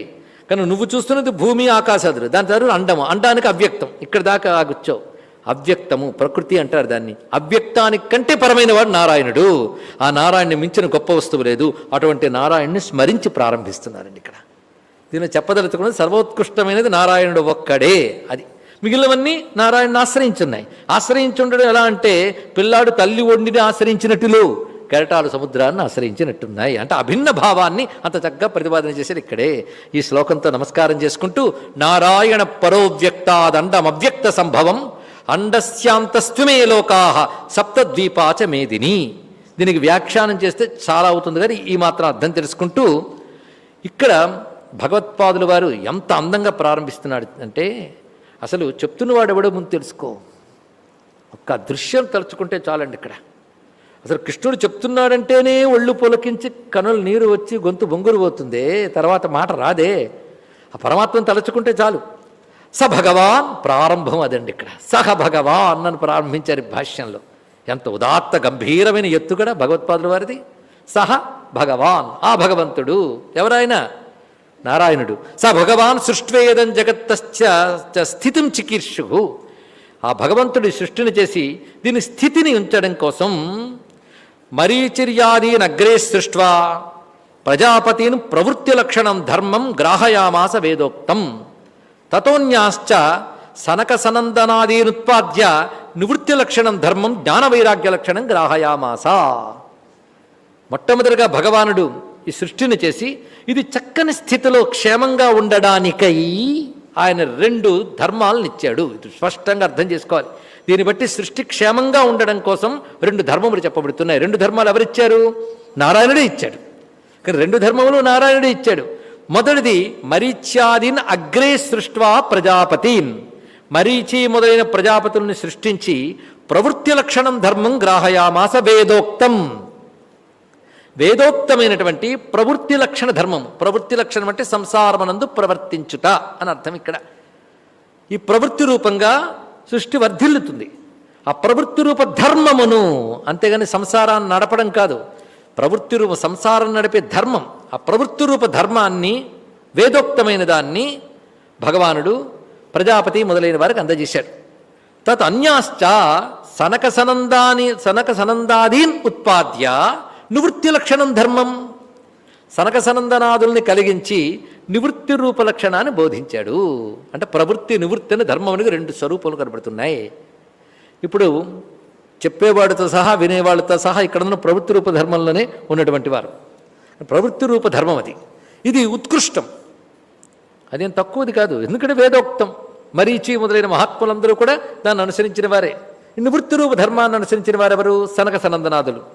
అసలు పదాలే అర్థమైపోతాయని. ప్రవర్తించుట ప్రవృత్తి, నివర్తిల్లుట అంటే బయటకు రావడం నివృత్తి, లోపల ఉండడం ప్రవృత్తి.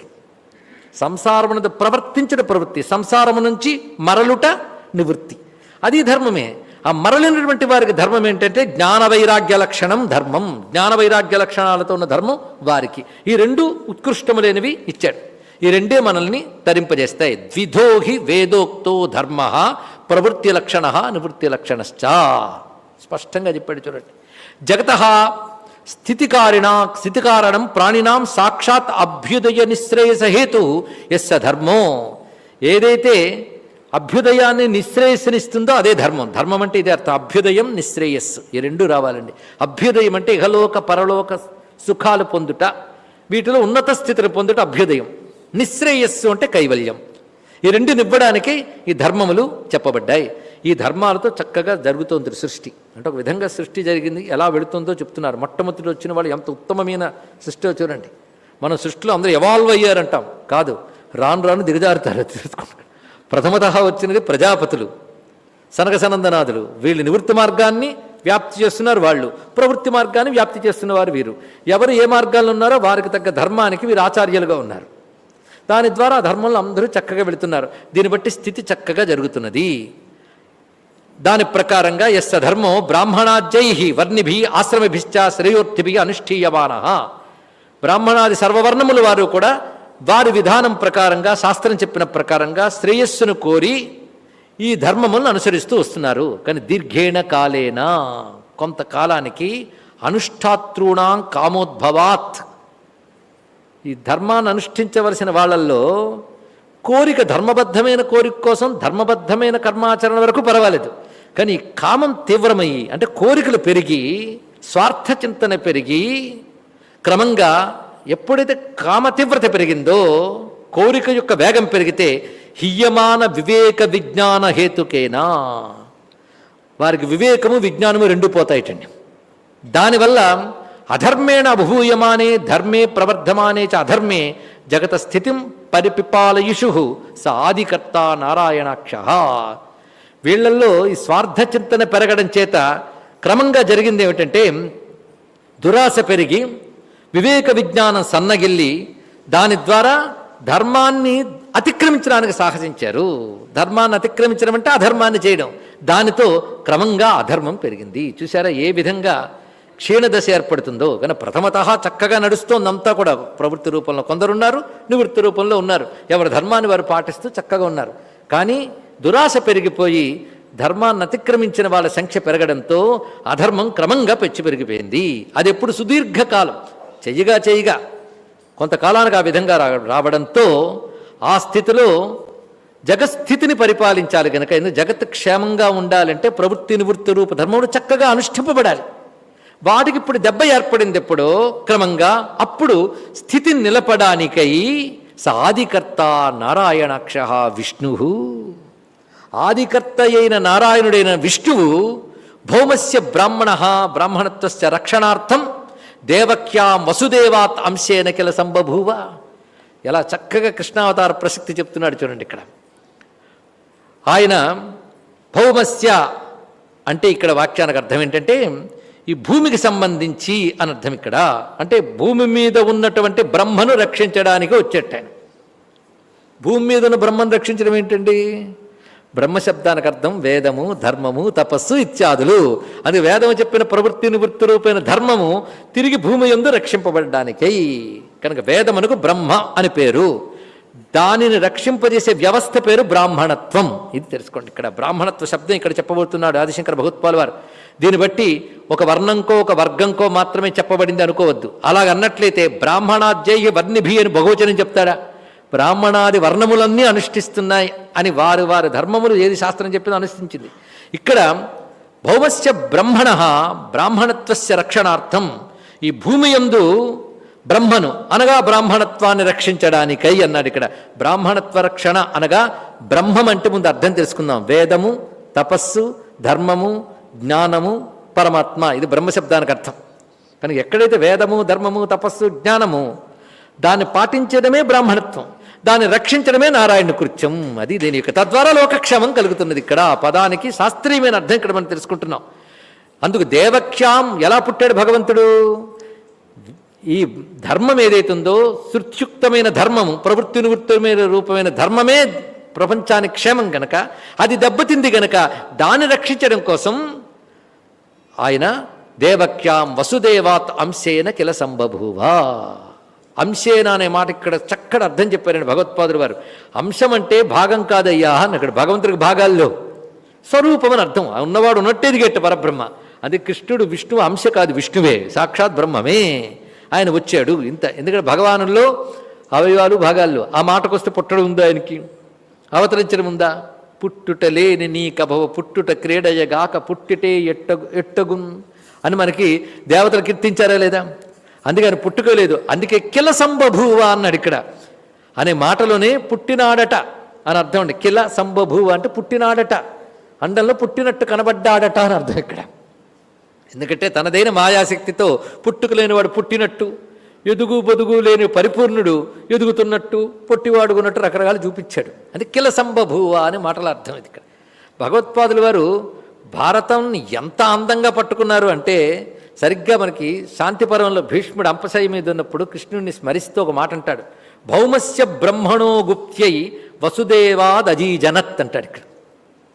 భూమి యందున్నటువంటి వేద ధర్మమును రక్షించడానికై వసుదేవుని నుంచి కలిగినటువంటి తస్మై కృష్ణాత్మనే నమః నమస్కారం చేస్తాడు భీష్మస్తవరాజంలో. అక్కడ భీష్ముడు అన్నటువంటి భౌమస్య బ్రహ్మణో గుప్త్యై అనే మాట పట్టుకుని ఇక్కడ విష్ణు భౌమస్య బ్రహ్మణ బ్రాహ్మణత్వస్య రక్షణార్థం దేవక్యాం వసుదేవాత్తంసేన కిల సంభవభూ అని తీసుకొచ్చారు. ఇక్కడ ఏ విధంగా ఆ భారత సారాన్ని ఎక్కడెక్కడ తెచ్చుకొస్తున్నారో చూడాలి. అదే మహాభారతం వేదానికి సారమైతే మహాభారతానికి సారం భగవద్గీత. అటు వేదాన్ని ఇటు మహాభారతాన్ని సంపూర్ణంగా అర్థం చేసుకుని వ్యాస హృదయాన్ని గ్రహించి మనకు శంకర భగవత్పాదుల వారు ఈ విధంగా ఇచ్చారు. కనుక ఇప్పుడు ఆవిర్భవించిన వాడెవడు? పరమాత్మ. ఎందుకు ఆవిర్భవించాడు? ధర్మాన్ని రక్షించడానికి. ధర్మం ఏది? ప్రవృత్తి నివృత్తి రూపం. అది దేని నుంచి వచ్చింది? వేదముల నుంచి వచ్చింది. వేద రూపం ఇచ్చిన వాడెవడు? ఆ నారాయణుడే. ఇంత చక్కటి అన్వయం మనకు కనబడుతున్నది ఇక్కడ. సచ భగవాన్ జ్ఞానైశ్వర్య శక్తి బలవీర్య తేజోభి సదా సంపన్న. ఎటువంటి వాడయ్యా కృష్ణుడు? భూమి మీదకి వచ్చాడు కనుక సామాన్యుడు అనుకుంటున్నారా అని సాక్షాత్ విష్ణువు, నారాయణాఖ్య విష్ణువు, నారాయణ అనబడే విష్ణువు. పైగా సచ భగవాన్ జ్ఞాన ఐశ్వర్య శక్తి బల వీర్య తేజోభి. ఎన్ని చెప్పాడు ఇక్కడ? జ్ఞాన ఐశ్వర్య శక్తి బల వీర్య తేజ. ఎన్నయ్యే? 6 ఉంటే భగవాన్ అనాలి. కానీ చాలా చమత్కారంగా 6 ఉన్నాయనుకున్నారా మా స్వామి దగ్గర? తేజోభి బహువచనం చెప్పాడు. ఇలాంటి మొదలైన అనేక గుణములతో సదా సంపన్న త్రిగుణాత్మిక వైష్ణవీం స్వాం మాయా మూల ప్రకృతిం వశీకృత్య. తనదైన వైష్ణవి త్రిగుణాత్మిక అయిన మాయను, మూల ప్రకృతి అయిన మాయను వశం చేసుకుని అజహ అవ్యయ భూతానామీశ్వర నిత్యశుద్ధ బుద్ధముక్త స్వభావోపి సన్ స్వమాయయా దేహవానివా. కృష్ణావతారం గురించి ఎంత చక్కగా చెప్పాడు ఇక్కడ. ఆయన నిత్యశుద్ధ బుద్ధముక్తుడు, నిత్యమైన వాడు, శుద్ధమైన వాడు, జ్ఞానమైన వాడు, ముక్త స్వభావం కలిగిన వాడు. స్వభావత ఆయన దగ్గర ఉన్న లక్షణములు ఇవి. అంతేగా అజహ పుట్టుక లేనివాడు, అవ్యయ తరుగుదల లేనివాడు, స్త్రీ పుం నపుంసకాది భేదములు లేనివాడు, భూతానామీశ్వర సర్వభూతములకు శాసకుడు అయినప్పటికీ స్వాం మాయా మూలం ప్రకృతిం వశీకృత్య తనదైన మాయని వశం చేసుకుని స్వమాయయ దేహవానివ తన మాయతో దేహము ధరించినట్లుగా జాత ఇవ పుట్టినట్లుగా లోకానుగ్రహం కుర్వన్నివ లోకానుగ్రహం చేసినట్టుగా లక్ష్యతే కనబడుతున్నాడు. మొత్తం గీతలో చెప్పబోయేటువంటి భగవద్ అవతార స్వరూపాన్ని ఇక్కడ చక్కగా చెప్పేశాడు. గీతాసారమంతా చూపిస్తున్నాడు. స్వప్రయోజనాభావేపి భూతానుజుగుక్షయ వైదికం హి ధర్మద్వయం అర్జునాయ శోకమోహమహోదదో నిమగ్నాయ ఉపదిదేశ. మొత్తం గీత యొక్క స్వరూపం చెప్పిన వాడెవడో తెలిసింది కదా. గీత చెప్పిన వాడెవడు? భగవానుడు. స భగవాన్ కనుక భగవద్గీత భగవానుడు చెప్పాడు. ఏ భగవానుడెవడు? ఇదిగో ఈ లక్షణములు కలిగిన భగవానుడు. మరి అవతరించాడు కనుక ఆయన కూడా మనలాగే జనన మరణాదుల్లో లొంగిపోయాడా? లేదు. తాను తనగానే ఉంటూ తన మాయని తన లొంగ తీసుకున్నాడు. ఇక్కడ అలా కనబడ్డాడంతే. మరి గీత ఎందుకు చెప్పాడు? ఇప్పుడు మనం చెప్పుకోబోతున్నది గీత గనక స్వప్రయోజన అభావేపి. గీత చెప్పకపోతే ఆయన కానీ రోజు వెళ్ళమారదా? చెప్పవలసిన అవసరం ఏమున్నది? అందుకే స్వప్రయోజన అభావేపి, ఆయనకంటూ ప్రయోజనం లేకపోయినప్పటికీ మరి ఎందుకు చెప్పాడు? అర్జునుడి ప్రయోజనం కోసం కాదుట. ఎంత చక్కగా చెప్పారో. భూతాను జుగుక్షయా, సర్వప్రాణులను అనుగ్రహించడానికై వైదికం హి ధర్మద్వయం, వేదము చెప్పిన 2 ధర్మములను. దీన్ని బట్టి భగవద్గీత చెప్తున్నది ప్రవృత్తి నివృత్తి రూప ధర్మములు రెండింటినీ. దేనికై? ప్రయోజనం ఏమిటి? మోక్షం. మోక్షమనే ప్రయోజనం కోసం ధర్మద్వయం అర్జునాయ, అర్జునుడికి చెప్పేట. ఎటువంటి అర్జునుడికి? శోకమోహ మహౌ దధో నిమగ్నాయ అర్జునాయ. శోకమోహములనే మహాసముద్రంలో మునిగిపోయిన అర్జునుడికి వైదిక ధర్మద్వయం ఉపదిదేశ, వైదిక ధర్మద్వయాన్ని ఉపదేశించాడు. ఎందుకోసం? భూతానుగ్రహ జిగిక్షయ. ఇది ఇంకోటి లేదు. గుణాదికై గృహీత అనుష్ఠీయమానశ్చ ధర్మ ప్రచయం గమిష్యతి ఇది తం ధర్మం భగవత యథోపదిష్టం వేదవ్యాస సర్వజ్ఞ భగవాన్. ఆ విధంగా చెప్పబడుతున్నటువంటిది ఏదైతే ఉన్నదో అది అందరూ తెలుసుకుని వారు తరించడం కోసం అధిక గుణవంతుడు గ్రహించి అనుష్ఠించినట్లయితే ధర్మం ప్రచారం అవుతుంది. ప్రచారం అంటే వ్యాప్తి చెందుతుంది గనక సద్గుణ శైలైన అర్జునుడికి ఉపదేశించాడు. అంటే అధిక గుణవంతుడు గాని గ్రహిస్తే వాడి ద్వారా ధర్మం వ్యాపించుతుంది. చూసారు ఇక్కడ. అందుకే అధిక గుణవంతుడైన యోగ్యుడెవడు? అర్జునుడు. అర్జునుడు సామాన్యుడు కాడు, అది గ్రహించవలసి. అంత ఉత్తముడండి. గీతంతా వింటే అర్జునుడు ఏమయ్యాడండి అంటే భారతం చదివితే తెలుస్తుంది ఆయన ఏ విధంగా విష్ణు పదంలో ప్రవేశించాడో వర్ణిస్తారు చివరికి. ఆయన అటువంటిది పొందాడు. అందుకే ఇక్కడ అతడు గుణాధికై గృహీత అనుష్ఠీయమానశ్చ ధర్మ ప్రచయింగమిష్యతి. అర్జునుడికి ఎందుకు బోధించాడయ్యా అంటే గుణాధికుడికి చెప్పినదే ప్రాచుర్యం అవుతుంది కనుక ఆయన బోధించాడు. అలా బోధించినది యథోపదిష్టం. ఆయన ఎలా ఉపదేశించాడో అలాగా చెప్పిన వాడెవరు? వేదవ్యాసుడు. ఇది తెలియ కొంతమంది అంటారు కృష్ణుడు కొంత చెప్పాడండి, వ్యాసుడు ఎక్స్పాండ్ చేశాడండి. వీడెవడు చెప్పడానికి? కృష్ణుడు చెప్పింది అధహాతథంగా చెప్పాడు. అవును, యుద్ధభూమిలో చెప్పాడు ఏంటంటే అటువాళ్ళు ఇటువాళ్ళు కొట్టుకుంటూ ఉంటే చెప్పలేదు కృష్ణుడు. కొట్టుకోవడం మొదలే కాలేదు, ముందు చూస్తూ ఉన్నారు. ఎందుకంటే వాడిని చంపేయాలి వీడిని చంపేయాలని కొట్టుకునే పద్ధతి కలిగిన యుద్ధం కాదది. ఒక క్రమశిక్షణ, ఒక సంప్రదాయం, ఒక ధర్మంతో చేయబోతున్నటువంటి యుద్ధం.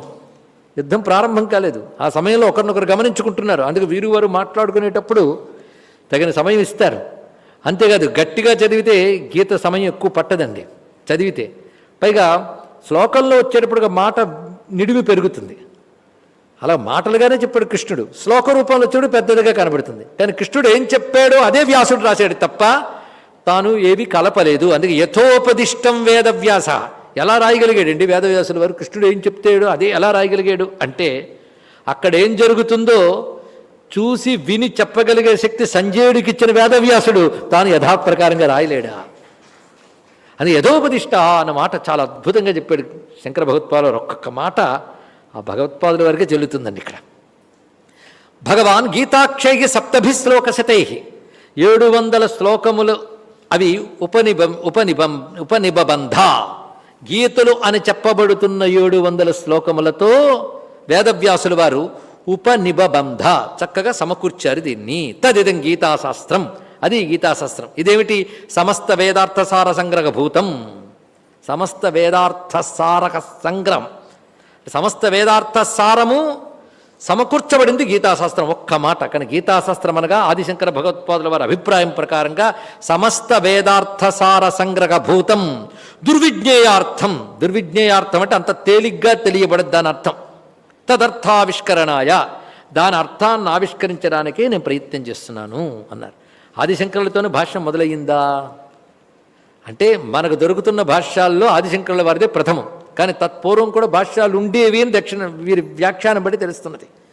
అప్పుడు వ్యాఖ్యానాలు కొంతమంది ఏమన్నారంటే అనేకై వివృత పద పదార్థ వాక్యార్థ న్యాయమపి అత్యంత విరుద్ధానేకార్థత్వేన లౌకికై గృహ్యమానం ఉపలభ్య అహం వివేకత అర్థ నిర్ధారణార్థం సంక్షేపత వివరణం కరిష్యామి.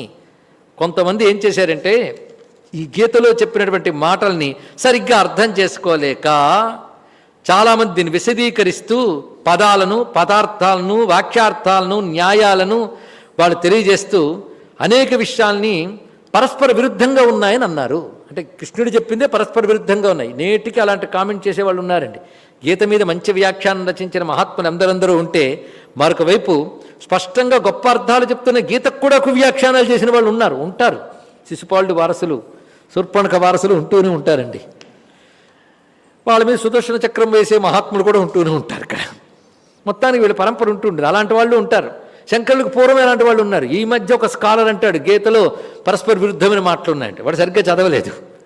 ఇలాగ అంటూ ఉన్నారు గనక ఎక్కడికెక్కడ వివేచన చేసి, ఎక్కడెక్కడ వివేచన, అహం వివేకత వివేచన చేసి అర్థ నిర్ధారణార్థం, అలాంటి పరస్పర వైరుధ్య విషయములు లేవు అని స్పష్టమైన అర్థం చెప్పడానికై నేను సంక్షేపముగా వివరణ చేస్తున్నాను అని చెప్పారు. ఇక్కడ దీన్ని బట్టి భగవానుడు ఎందుకు చెప్పాడు, ఏమిటి చెప్పాడు, ఎవడికి చెప్పాడు అన్నీ చెప్పాడు. చూడండి, అర్జునుడికి చెప్పాడు.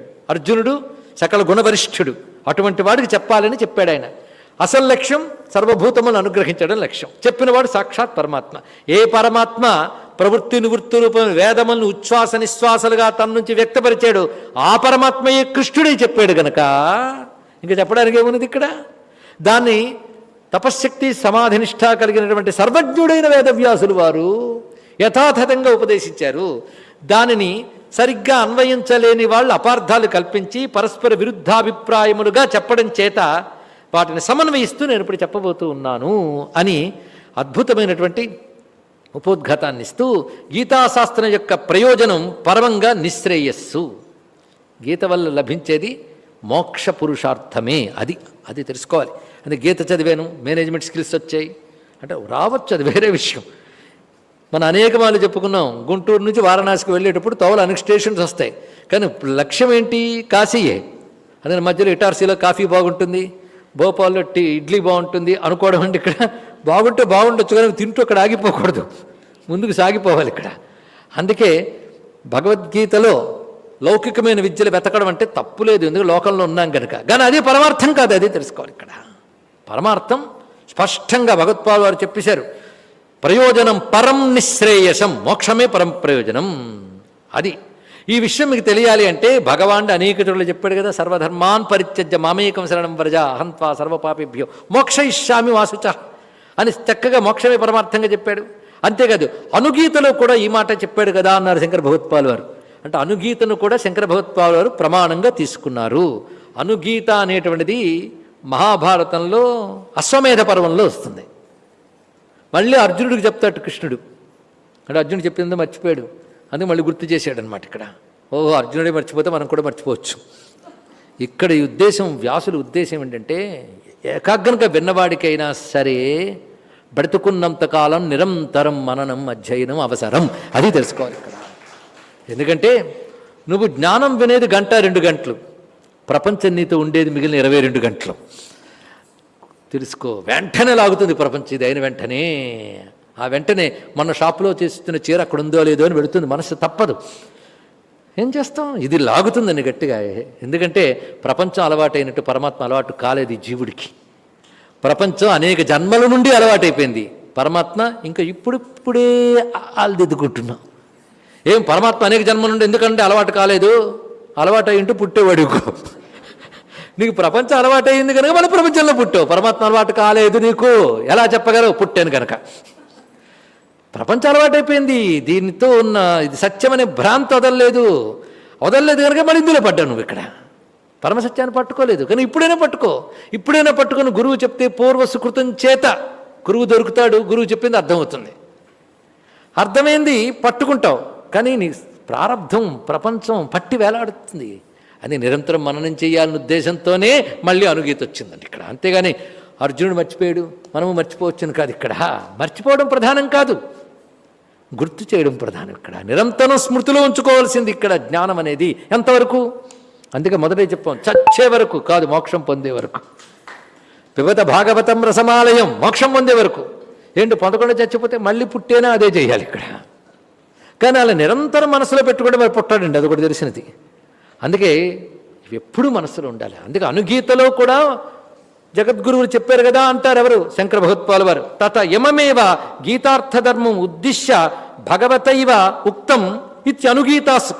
అనుగీతాసు అంటే అనుగీతలు యందు అంటే కొంతమంది అనుగీత తర్వాత వచ్చినది, భగవద్గీత కాదు అని అనడానికి లేదని భగవత్పాదుల వారి భాష్యమే మనకు ప్రమాణం కనబడుతుంది.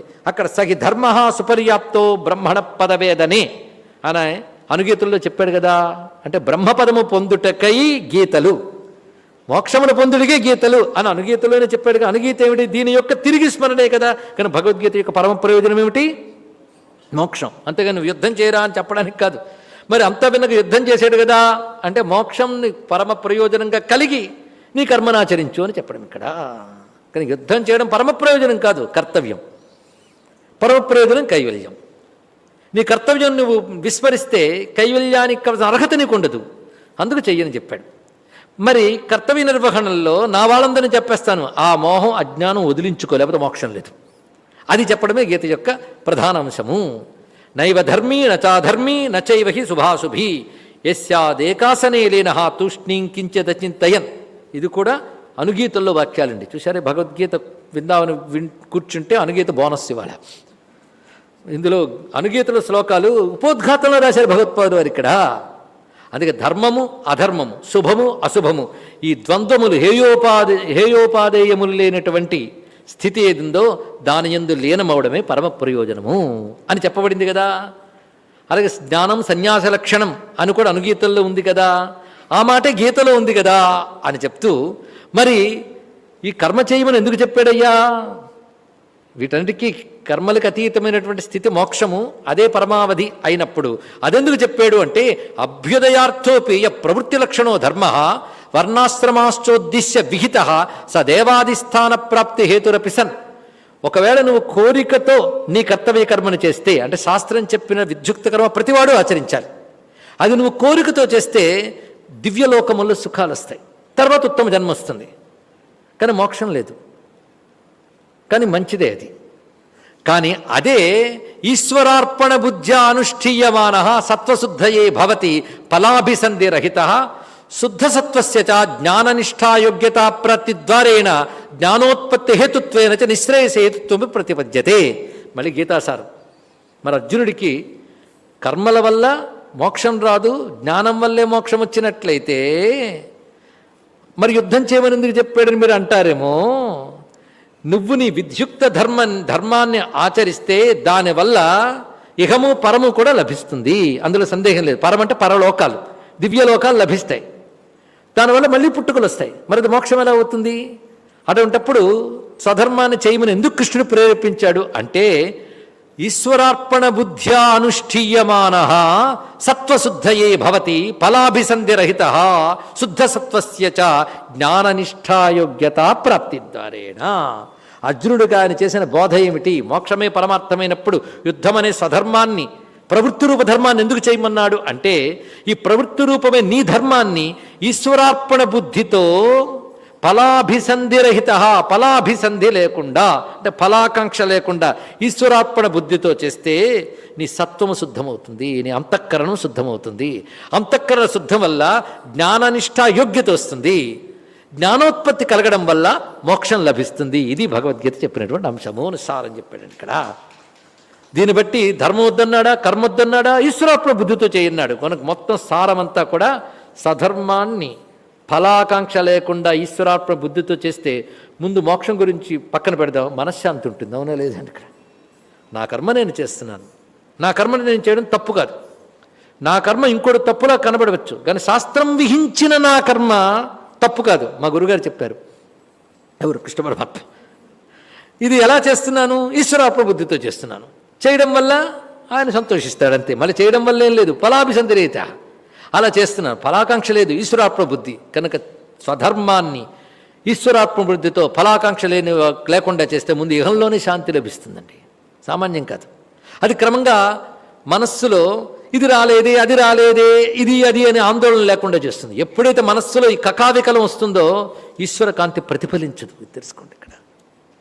ఈశ్వరార్పణ బుద్ధితో స్వధర్మాన్ని ఆచరించడం వల్ల, ఫలాభిసంధిరహితులై ఆచరించడం వల్ల రెండు లక్షణాలు ఉండాలి. చేసే కర్మకి రెండు తగిలించండి, ఈశ్వరార్పణ బుద్ధి, ఫలాభిసంధిరహితత్వం. ఈ రెండిటి వల్ల శుద్ధసత్వం ఏర్పడుతుంది. దానివల్ల జ్ఞాననిష్టాయోగ్యత ప్రాప్తి ద్వారేణ జ్ఞానోత్పత్తి హేతుత్వేన నిశ్రేయస హేతుత్వం ప్రతిపద్యతే. తథాచ ఇమమేవ అర్థం. ఇదే గీతలో పరమాత్మ చెప్పాడు, నేనేదో కల్పిస్తున్నది కాదండి, గీతలో పరమాత్మ చెప్పింది ఇదే. దీనికి ప్రమాణం నేను గీతలో మాటే చెప్తున్నానయ్యా. బ్రహ్మణ్యాధాయ కర్మాణి సంగం త్యక్వా కరోతి యః లిప్యతే న సపాపేన పద్మపత్రమివాంభస. ఆ వాక్యాన్ని ఇక్కడ ఉటంకించారు. చూసారా, గీత ప్రారంభించలేదు అనుకుంటున్నాం, కానీ గీతలో ఆ అధ్యాయంలో ఈ అధ్యాయంలో వాక్యాలు కూడా చెప్పేస్తున్నాం. ఈ విధంగా స్పష్టం చేసి యోగిన కర్మ కుర్వంతి సంగం త్యక్వా ఆత్మశుద్ధయే. యోగులైన వాళ్ళు చిత్తశుద్ధి కోసమై సంగము వదిలి ఆచరిస్తారు. సంఘం అంటుకోకుండా చేయాలట. అంటుకోకుండా చేయడం కష్టం కదండి. అంటే ఈశ్వరుడికి అర్పించడం అని అంటూ ఉంటే ఈ అంటుకోకుండా ఉండడం చేతనవుతుంది అన్నాడు ఇక్కడ.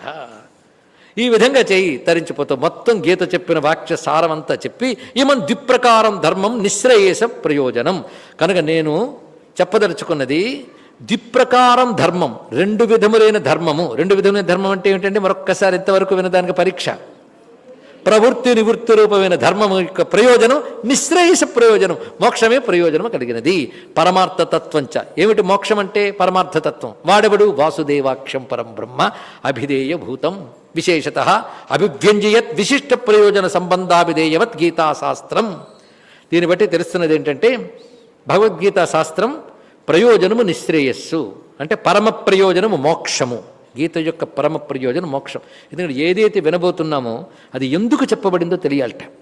తర్వాత ఎవరు చెప్తున్నారో తెలియాలి, ఎవరికి చెప్తున్నారో తెలియాలి, పైగా అది పొందడానికి అర్హులు ఎవరో తెలియాలి. ఈ 4 ఉండాలి. దీన్ని అనుబంధ చతుష్టయములు అంటారు కదా, అవన్నీ దీనికి ఉండాలి. అందుకే ఇక్కడ చెప్పబడుతున్నది నిశ్రేయస ప్రయోజనముగా 2 విధాల ధర్మాన్ని ఎవరైతే ఈ విద్య ద్వారా ప్రతిపాదింపబడుతున్నాడో ఆ వాసుదేవుడే చెప్పాడు. ఆ వాసుదేవుడైన పరతత్వాన్నే ఇది తెలియజేస్తున్నది. దీన్ని బట్టి నిశ్రేయస ప్రయోజనము పరబ్రహ్మ అభిధేయము. అభిధేయం అంటే విషయము, పరబ్రహ్మమే విషయము, మోక్షము ప్రయోజనము. దీన్ని బట్టి రెండిటికి సాధ్య సాధన సంబంధం కుదిరింది కదా. ఆ విషయమైన బ్రహ్మతో శాస్త్రానికి ఉన్న విషయ భావ సంబంధం తెలిసింది కదా. ఈ విధంగా 3 అనుబంధాలు కలిగి ముముక్షుత్వం అనే 4వ ప్రయోజనం చెప్పబడుతున్నది. ఇది అనుబంధముగా ఉన్న దీని గురించి సమస్త పురుషార్థ సిద్ధి. మొత్తం మీద భగవద్గీత వల్ల సమస్త పురుషార్థ సిద్ధి లభిస్తున్నది. అంటే ఏది లభిస్తే అన్ని పురుషార్థాలు లభించినట్లు అవుతుందో దాని పరమ పురుషార్థం అంటారు. అని సమస్త పురుషార్థ సిద్ధి లభిస్తుంది. ఇత్యతః తద్వివరణే యత్న క్రీతే మయ. దీన్ని పట్టుకుని దాన్ని వివరించడానికి నా ప్రయత్నం నేను చేస్తాను అని అత్యంత వినయంగా ఆదిశంకర భగవత్పాలు వారు తేటగా చెప్పారండి ఇక్కడ. అసలు ఇవాళ చక్కగా వినగలిగితే భగవద్గీత అంటే ఏమిటి, భగవంతుడంటే ఎవడు, ఎందుకు చెప్పాడు, పరమ ప్రయోజనం ఏంటి తెలిసింది. దీన్ని బట్టి ఇది ఎవరు పట్టుకోవాలి? గ్రంథం. ఎవడికి మోక్షం కావాలనుకోని వాళ్ళందరూ పట్టుకోవాలి. మోక్షం కావాలని ఎవడికి లేదు. నాకుందని ప్రతివాడు అంటాడు, దానికి తగ్గట్టు ఉన్నామా లేదా అని తెలియాలి.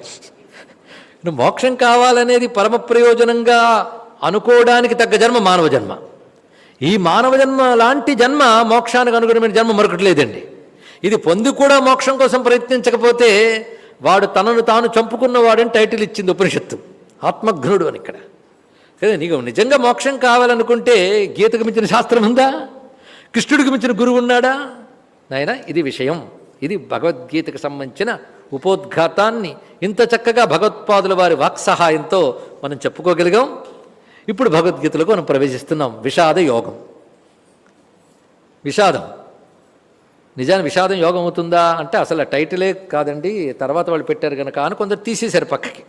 అయితే ముక్తికి ముందు తెలుసుకోవాలనడానికి ముందు ఒకటి ఉండాలి.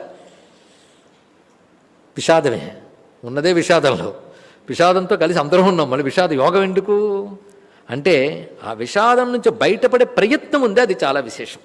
ఆ ప్రయత్నం ఒక్కటే, నా అజ్ఞానమే జ్ఞానం అనే భ్రాంతి ముందు వదలాలి. ఫస్ట్ నాకు ఏదైతే తెలియదు అని తెలుసుకోవాలి, కానీ తెలిసిందే తెలియదు అనుకుంటే ప్రమాదం.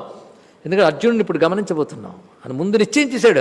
ఇది యుద్ధం అక్కలేదు, రేపుదాం పదా, దీనికంటే యుద్ధం మానేసి భిక్ష ఎత్తుకోవడం బెటర్ అన్నాడు. అవడనమన్నాడండి ఆయన్ని. ఆ తర్వాత కృష్ణుడు 2 చీవాట్లు పెట్టాడు, ఉపదేశం చేయలే. చీవాట్లు పెడితే లెంపలేసుకుని ఏది సత్యమో చెప్పవయ్యా అన్నాడు. అక్కడ పనిచేశాడు అంతే. ఇక్కడ అలాగా గురు శరణాగతి. కనుక ఆయన విషాదం విచారం కింద వివేకం కింద మారాలి. అందుకే మొట్టమొదట విచారణ కావాలి. విచారానికి పనికొచ్చేది విషాదం. లోకంలో ఏడుపు గొట్టు మొహంతోనే ఏంతో విచారిస్తున్నారండి అంటాడు. అది విచారం అనరు దాన్ని. ఈ విచారం అంటే ఆలోచన. ఆ వివేకం రావాలి. విచారణే జ్ఞానం. విచారణకి తీసుకెళ్ళే విషాదం కావాలి. అందుకే కొందరు విషాదాలు రోగాలు అవుతాయి, కొందరికి విషాదాలు యోగాలు అవుతాయి. ఇక్కడ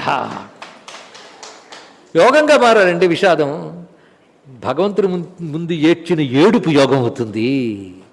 ధృతరాష్ట్రుడు ఏడుపు ఎప్పుడు అహంకారం మమకారం ముందు పెట్టుకుని ఏడ్చాడు. అహంకారం మమకారం వెనక్కి తోసేసి కృష్ణుడిని ముందు పెట్టుకుని ఏడ్చాడు అర్జునుడు. కనుక ఏడుపు కూడా యోగం కావాలి ఈశ్వరుడు ముందు. అందుకే నజానే విలపనం అన్నాడు ఇక్కడ శంకర భగవత్పాలు వారే. ఏడవడం చేతనవ్వాలండి, ఆ ఏడుపు కావాలి. అజ్ఞానం చేత ఏడుపు వస్తుంది, కానీ అజ్ఞానం నుండి బయటపడాలనే ఏడుపు కూడా కావాలి. ఇక్కడ ఆ రెండు ఏడుపులు ఆయన ముందే వేళ మార్చుకో, ఇంకేం చేస్తాం ఇక్కడ. అది చేసేది మహానుభావుడు. ప్రారంభించుకుంటున్నాం. ధృతరాష్ట్ర వాచ. ధృతరాష్ట్రుడు అడుగుతున్నాడు. ధృతరాష్ట్రుడు అంటే ఏంటో ముందే చెప్పేసుకున్నాం కదా.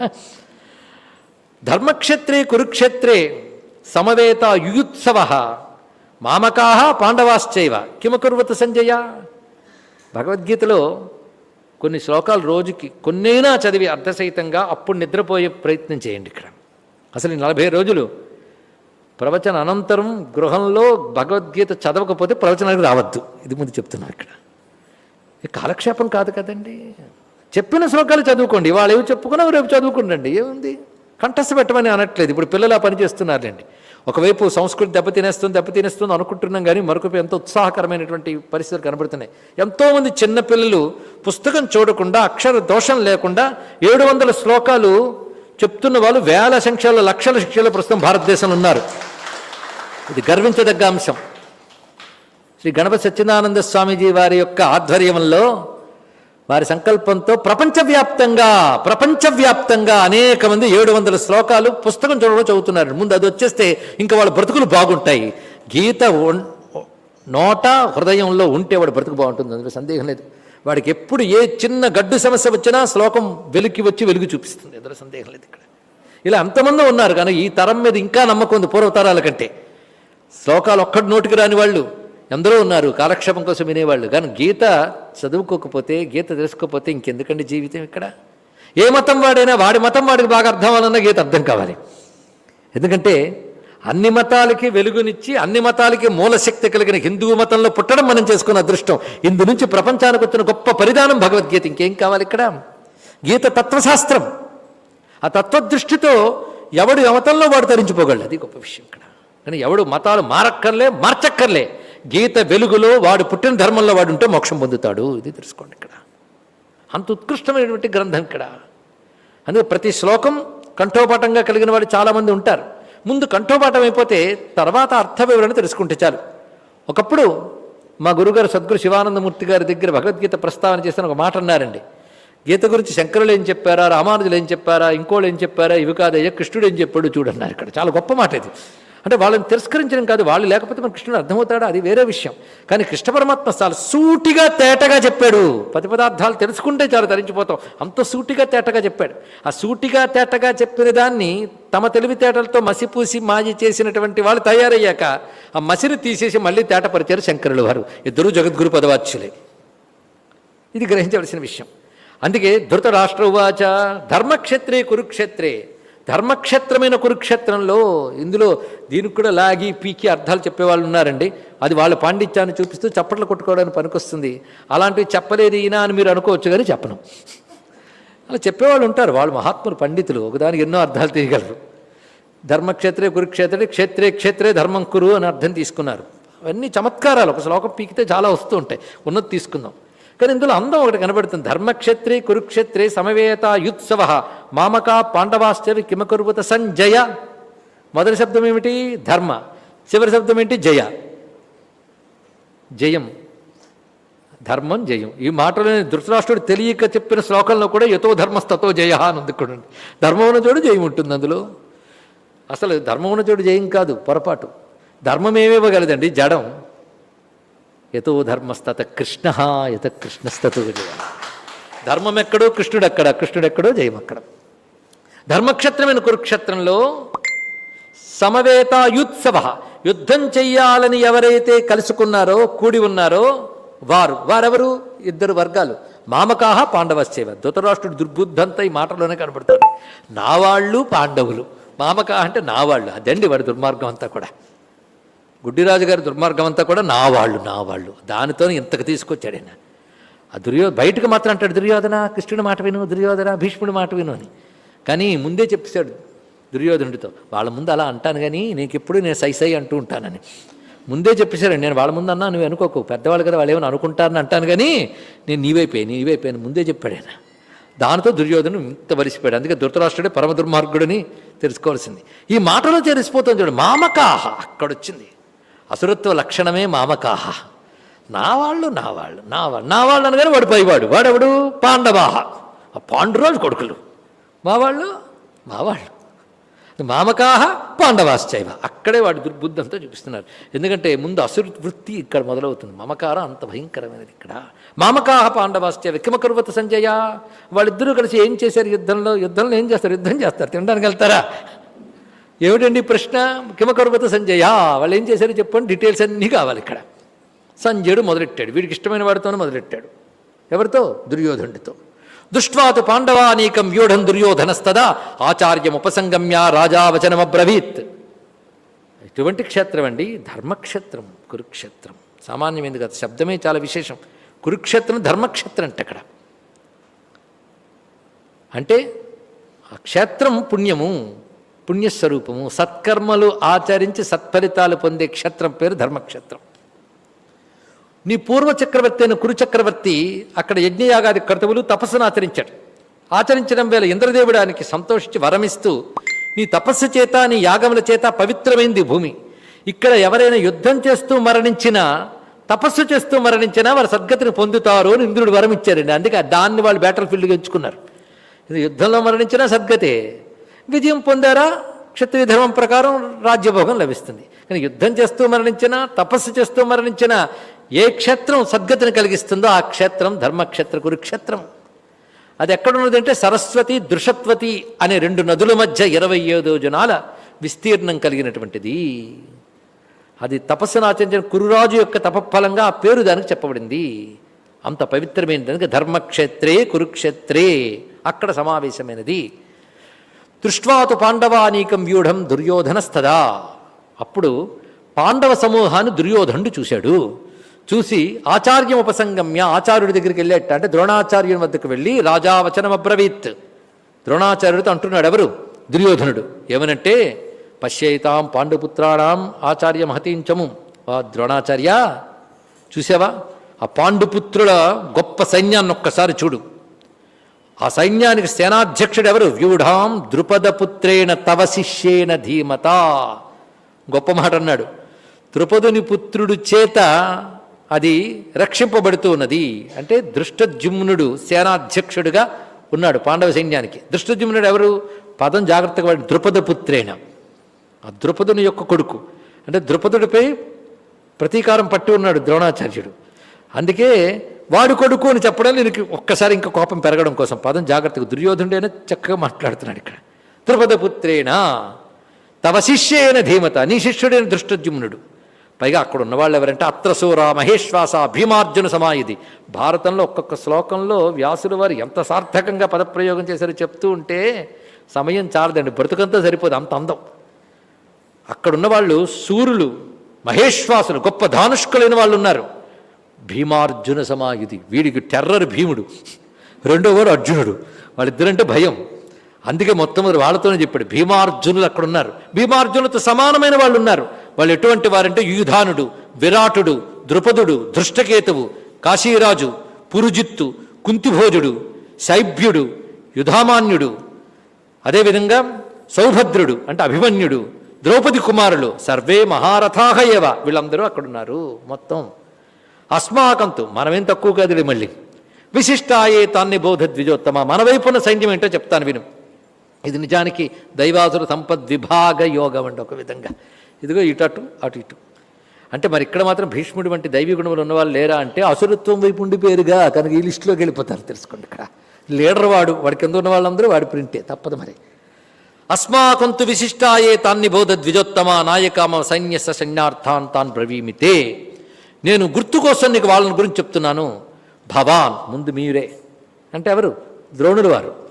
భీష్మశ్చ కర్ణశ్చ కృపశ్చ సమితింజయ అశ్వత్థామ వికర్ణశ్చ సౌమదత్తిర్జయత్రథ అన్యేజ బహవశూరా మదర్థే త్యక్త జీవితా. మీరు భీష్ముడు, కర్ణుడు, కృపాచార్యుడు, అశ్వత్థామ, వికర్ణుడు, అదేవిధంగా సోమదత్తుని కుమారుడైన జయద్రథుడు, వీళ్ళందరూ ఉన్నారు. వీరందరూ కూడా అన్యేచ ఇంకా అందరూ ఉన్నారు. మదర్థే త్యక్త జీవితా, నా కోసం జీవితాలు అర్పించడానికి సిద్ధమైన మీరందరూ ఉన్నారు. పైగా సామాన్యులు గారు నానా శస్త్ర ప్రహరణాహ సర్వే యుద్ధ విశారదా, అనేక అస్త్రశస్త్ర ప్రయోగములు చేయగలిగిన వారు మీరు.